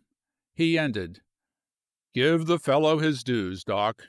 He had her at his mercy, utterly alone and unprotected in a big city. There was not a living soul to hold him to account. He added to his burdens, borrowed more money, and sent her here. He thought she was coming to the country where she would be safe and well cared for until he could support her. I did the remainder. Now I must undo it, that's all. But you have got to go in there and practice with him. You've got to show him every courtesy of the profession. You must go a little over the rules, and teach him all you can. You will have to stifle your feelings, and be as much of a man as it is in you to be, at your level best." "I'm no good at stifling my feelings." "Then you'll have to learn," said the harvester. "If you'd lived through my years of repression in the woods, you'd do the fellow credit. As I see it, his side of this is nearly as fine as you make it. I tell you she was utterly stricken, alone, and beautiful. She sought his assistance. When the end came, he thought only of her. Won't you give a young fellow in a place like Chicago some credit for that? Can't you get through you what it means?" Dr. Carey stood frowning in deep thought, but the lines of his face gradually changed. "I suppose I've got to stomach him," he said. The nurse came down the gravel path. "Mr. Langston, Dr. Harmon asked me to call you," she said. The harvester arose and went to the sunshine room. "What does he want, Molly?" asked the doctor. "Wants to turn over his job," chuckled the nurse. "He held it about 7 minutes in peace, and then she began to fret and call for the harvester. He just sweat blood to pacify her, but he couldn't make it. He tried to hold her, to make love to her, and goodness knows what. But she struggled and cried, 'David,' until he had to give it up and send me." "Molly," said Dr. Carey, "we've known the harvester a long time, and he is our friend, isn't he?" "Of course," said the nurse. "We know this is the first woman he ever loved, probably ever will, as he is made. Now we don't like this stranger butting in here. We resent it, Molly. We are on the side of our friend, and we want him to win. I'll grant that this fellow is fine, and that he has done well, but what's the use in tearing up arrangements already made, and so suitable? Now, Molly, you are my best nurse, and a good reliable aid in times like this. I gave you instructions an hour ago. I'll add this to them. You are on the harvester's side. Do you understand?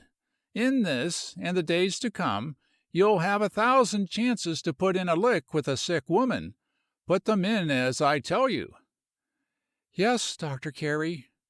"And, Molly, you are something besides my best nurse. You are a smashing pretty girl, and your occupation should make you especially attractive to a young doctor. I'm sure this fellow is all right. So, while you're doing your best with your patient for the harvester, why not have a try for yourself with the doctor? It couldn't do any harm, and it might straighten out matters. Anyway, you think it over." The nurse studied his face silently for a time, and then she began to laugh softly. "He is up there doing his best with her," she said. The doctor threw out his hands in a gesture of disdain, and the nurse laughed again, but her cheeks were pink and her eyes flashing as she returned to duty. "Random shot, but it might hit something. You never can tell," commented the doctor. The harvester entered the girl's room and stood still. She was fretting and raising her temperature rapidly. Before he reached the door his heart gave one great leap at the sound of her voice calling his name. He knew what to do, but he hesitated. "She seems to have been accustomed to you, and at times does not remember me," said Dr. Harmon. "I think you had better take her again until she grows quiet." The harvester stepped to the bed and looked the doctor in the eye. "I am afraid I left out one important feature in our little talk on the bridge," he said. "I neglected to tell you that in your fight for this woman's life and love you have a rival. I am he. She is my wife, and with the last fiber of my being I adore her. If you win, and she wants you to take her away, I will help you, but my heart goes with her forever. If by any chance it should occur that I have been mistaken or misinterpreted her delirium, or that she has been deceived and finds she prefers me and Medicine Woods to you in Chicago, when she has had opportunity to measure us man against man, you must understand that I claim her. So I say to you frankly, take her if you can, but don't imagine that I am passive. I'll help you if she wants you, but I'll fight you every inch of the way. Only it has got to be square and open. Do you understand?" "You are certainly sufficiently clear." No man who is half a man sees the last chance of happiness go out of his life without putting up the stiffest battle he knows," said the harvester grimly. "Ruth girl, you are raising the fever again. You must be quiet." With infinite tenderness he possessed himself of her hands and began stroking her hair, and in a low and soothing voice the story of the birds, flowers, lake, and woods went on. To keep it from growing monotonous, the harvester branched out and put in everything he knew. In the days that followed he held a position none could take from him. While the doctors fought the fever, he worked for rest and quiet, and soothed the tortured body as best he could, that the medicines might act. But the fever was stubborn, and the remedies were slow, and long before the dreaded coming day, the doctors and nurse were quietly saying to each other that, when the crisis came, the heart would fail. There was no vitality to sustain life, but they did not dare tell the harvester. Day and night he sat beside the maple bed, or stretched sleeping a few minutes on the couch, while the girls slept, and with faith never faltering and courage unequaled, he warned them to have their remedies and appliances ready. "I don't say it's going to be easy," he said. "I just merely state that it must be done, and I'll also mention that, when the hour comes, the man who discovers that he could do something if he had digitalis, or a remedy he should have had ready and has forgotten, that man had better keep out of my sight. Make your preparations now. Talk the case over. Fill your hypodermics. Clean your air pumps. Get your hot water bottles ready. Have a system. Label your stuff large and set it conveniently. You see what is coming. Be prepared." One day, while the girl lay in a half-drugged, feverish sleep, the harvester went for a swim. He dressed a little sooner than was expected, and, in crossing the living room, he heard Dr. Harmon say to Dr. Carey on the veranda, "What are we going to do with him when the end comes?" The harvester stepped to the door. "That won't be the question," he said grimly. "It will be, what will he do with us?" Then, with an almost imperceptible movement, he caught Dr. Harmon at the waistline and lifted and dangled him as a baby, and then stood him on the floor. "Didn't hardly expect that much muscle, did you?" he inquired lightly. "And I'm not in what you could call condition, either. Instead of wasting any time on fool questions like that, you two go over your stuff and ask each other, have we got every last appliance known to physics and surgery? Have we got duplicates on hand in case we break delicate instruments like hypodermic syringes and that sort of thing? Engage yourselves with questions pertaining to life. That is your business, instead of planning what you'll do in failure. Bolster your souls against it. Granny Moreland beats you two put together in grip and courage." The harvester returned to his task, and the fight went on. At last the hour came when the temperature fell lower and lower. The feeble pulses flickered and grew indiscernible. A gray pallor hovered over the girl, and a cold sweat stood on her temples. "Now," said the harvester, "exercise your calling. Fight like men or devils, but win you must." They did work. They administered stimulants, applied heat to the chilled body, fans swept the room with vitalized air, hypodermics were used, and every last resort known to science was given a full test, and the weak heart throbbed slower and slower, and life ran out with each breath. The harvester stood waiting with set jaws. He could detect no change for the better. At last he picked up a chilled hand and could discover no pulse, and the gray nails and the dark tips told a story of arrested circulation. He laid down the hand and faced the men. "This is what you'd call the crisis, Doc?" he asked gently. "Yes." "Are you stemming it? Are you stemming it? Are you sure she is holding her own?" Dr. Carey looked at him silently. "Have you done all you can do?" asked the harvester. "Yes." "You believe her going out?" "Yes." The harvester turned to Dr. Harmon. "Do you concur in that?" "Yes." Then to the nurse. "And you?" "Yes." "Then," said the harvester, "all of you are useless. Get out of here. I don't want your atmosphere. If you can believe only in death, leave us. She is my wife, and if this is the end, she belongs to me, and I will do as I choose with her. All of you go." The harvester stepped to the bathroom door and called Granny Morland. "Granny," he said, "science has turned tail and left me in extremity. Fill your hot water bottles and come in here with your heart big with hope and help me save my dream girl. She is breathing, Granny. We've got to make her keep it up, that's all. Just keep her breathing."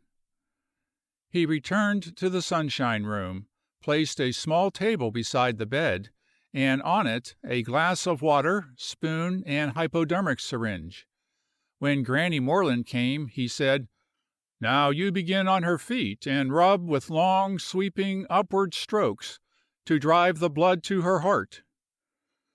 Around the girl he piled hot water bottles, and breathlessly hung over her, rubbing her hands.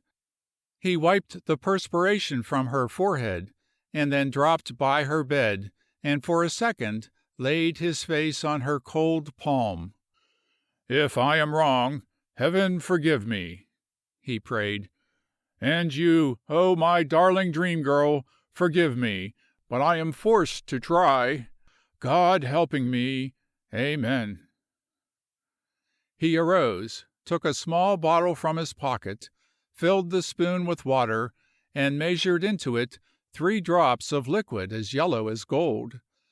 Then he held the spoon to the blue lips, and with his fingers worked apart the set teeth, and poured the medicine down her throat. Then they rubbed and muttered snatches of prayer for 15 minutes, when the harvester administered another 3 drops. It might have been fancy, but it seemed to him her jaws were not so stiff. Faster flew his hands, and he sent Granny Morland to refill the hot bottles. When he gave the girl the 3rd dose, he injected some of the liquid over her heart, and of the glycerin the doctors had left, in the extremities. He released more air and began rubbing again. The 2nd hour started in the same way, and ended with slowly relaxing muscles and faint tinges of color in the white cheeks. The feet were not so cold, and when the harvester held the spoon, he knew that the girl made an effort to swallow, and he could see her eyelids tremble. Thereupon he pointed these signs to Granny, and implored her to rub and pray and rub, while he worked until the perspiration rolled down his gray face. At the end of the 2nd hour he began decreasing the doses and shortening the time, and again he commenced in a low rumble his song of life and health, to encourage the girl as consciousness returned. Occasionally Dr. Carey opened the door slightly and peeped in to see if he were wanted, but he received no invitation to enter. The last time he left with the impression that the harvester was raving, while he worked over a lifeless body. He had the girl warmly covered and bent over her face and hands. At her feet crouched Granny Morland, still rubbing beneath the covers, while in a steady stream the harvester was pouring out his song. If he had listened an instant longer, he would have recognized that the tone and the words had changed. Now it was, "Gently, breathe gently, girl, slowly, steadily, easily, deeper, a little deeper, Ruth, brave girl, never another so wonderful. That's my dream girl coming from the shadows, coming to life's sunshine, coming to hope, coming to love. Deeper, just a little deeper, smoothly and evenly. You are making it, girl, you are making it, by all that is holy and glorious. Stick to it, Ruth. Hold tight to me. I'll help you, dear. You are coming back to life and love. Don't worry yourself trying too hard. If only you can send every breath as deeply as the last one, you can make it. You brave girl, you wonderful dream girl. Ah, Ruth, the name of this is victory." An hour before, Dr. Carey had said to Dr. Harmon and the nurse, as he softly closed the door, "It is over, and the harvester is raving. We'll give him a little more time and see if he won't realize it himself. That will be easier for him than for us to try to tell him." Now he opened the door, stared a second, and coming to the opposite side of the bed, he leaned over the girl. Then he felt her feet. They were warm and slightly damp. A surprised look crept over his face. He gently reached for a hand that the harvester yielded to him. It was warm, the blue tips becoming rosy, the wrist pulse discernible. Then he bent closer, touched her face, and saw the tremulous eyelids. He turned back the cover and held his ear over her heart. When he straightened, "As God lives, she's got a chance, David," he exulted in an awed whisper. The harvester lifted a graven face, down which the sweat of agony rolled, and his lips parted in a twitching smile. "Then this is where love beats the doctors, Carrie," he said. "It is where love has ventured what science dares not. Love didn't do all this. In the name of the Almighty, what did you give her, David?" "Life!" cried the harvester. "Life! Come on, Ruth, come on! Out of the valley, come to me! You are well now, girl, it's all over! The last trace of fever is gone, the last of the dull ache. Can you swallow just 2 more drops of bottled sunshine, Ruth?" The flickering lids slowly opened, and the big black eyes looked straight into the harvester's. He met them steadily, smiling encouragement. "Hang on to each breath, dear heart," he urged. "The fever is gone, the pain is over. Long life and the love you crave are for you. You've only to keep breathing a few more hours, and the battle is yours. Glorious girl, noble, you are doing finely. Ruth, do you know me?" Her lips moved. "Don't try to speak," said the harvester. "Don't waste breath on a word. Save the good oxygen to strengthen your tired body. But if you do know me, maybe you could smile, Ruth." She could just smile, and that was all. Feeble, flickering, transient, but as it crossed the living face, the harvester lifted her hands and kissed them over and over, back, palm, and fingertips. "Now just one more drop, honey, and then a long rest. Will you try it again for me?" She assented, and the harvester took the bottle from his pocket, poured the drop, and held the spoon to willing lips. The big eyes were on him with a question. Then they fell to the spoon. The harvester understood. "Yes, it's mine. It's got 60 years of wonderful life in it, every one of them full of love and happiness for my dear dream girl. Can you take it, Ruth?" Her lips parted. The wine of life passed between. She smiled faintly, and her eyelids dropped shut, but presently they opened again. "David!" "My dream girl." "Harvester!" "Yes." "Medicine man!"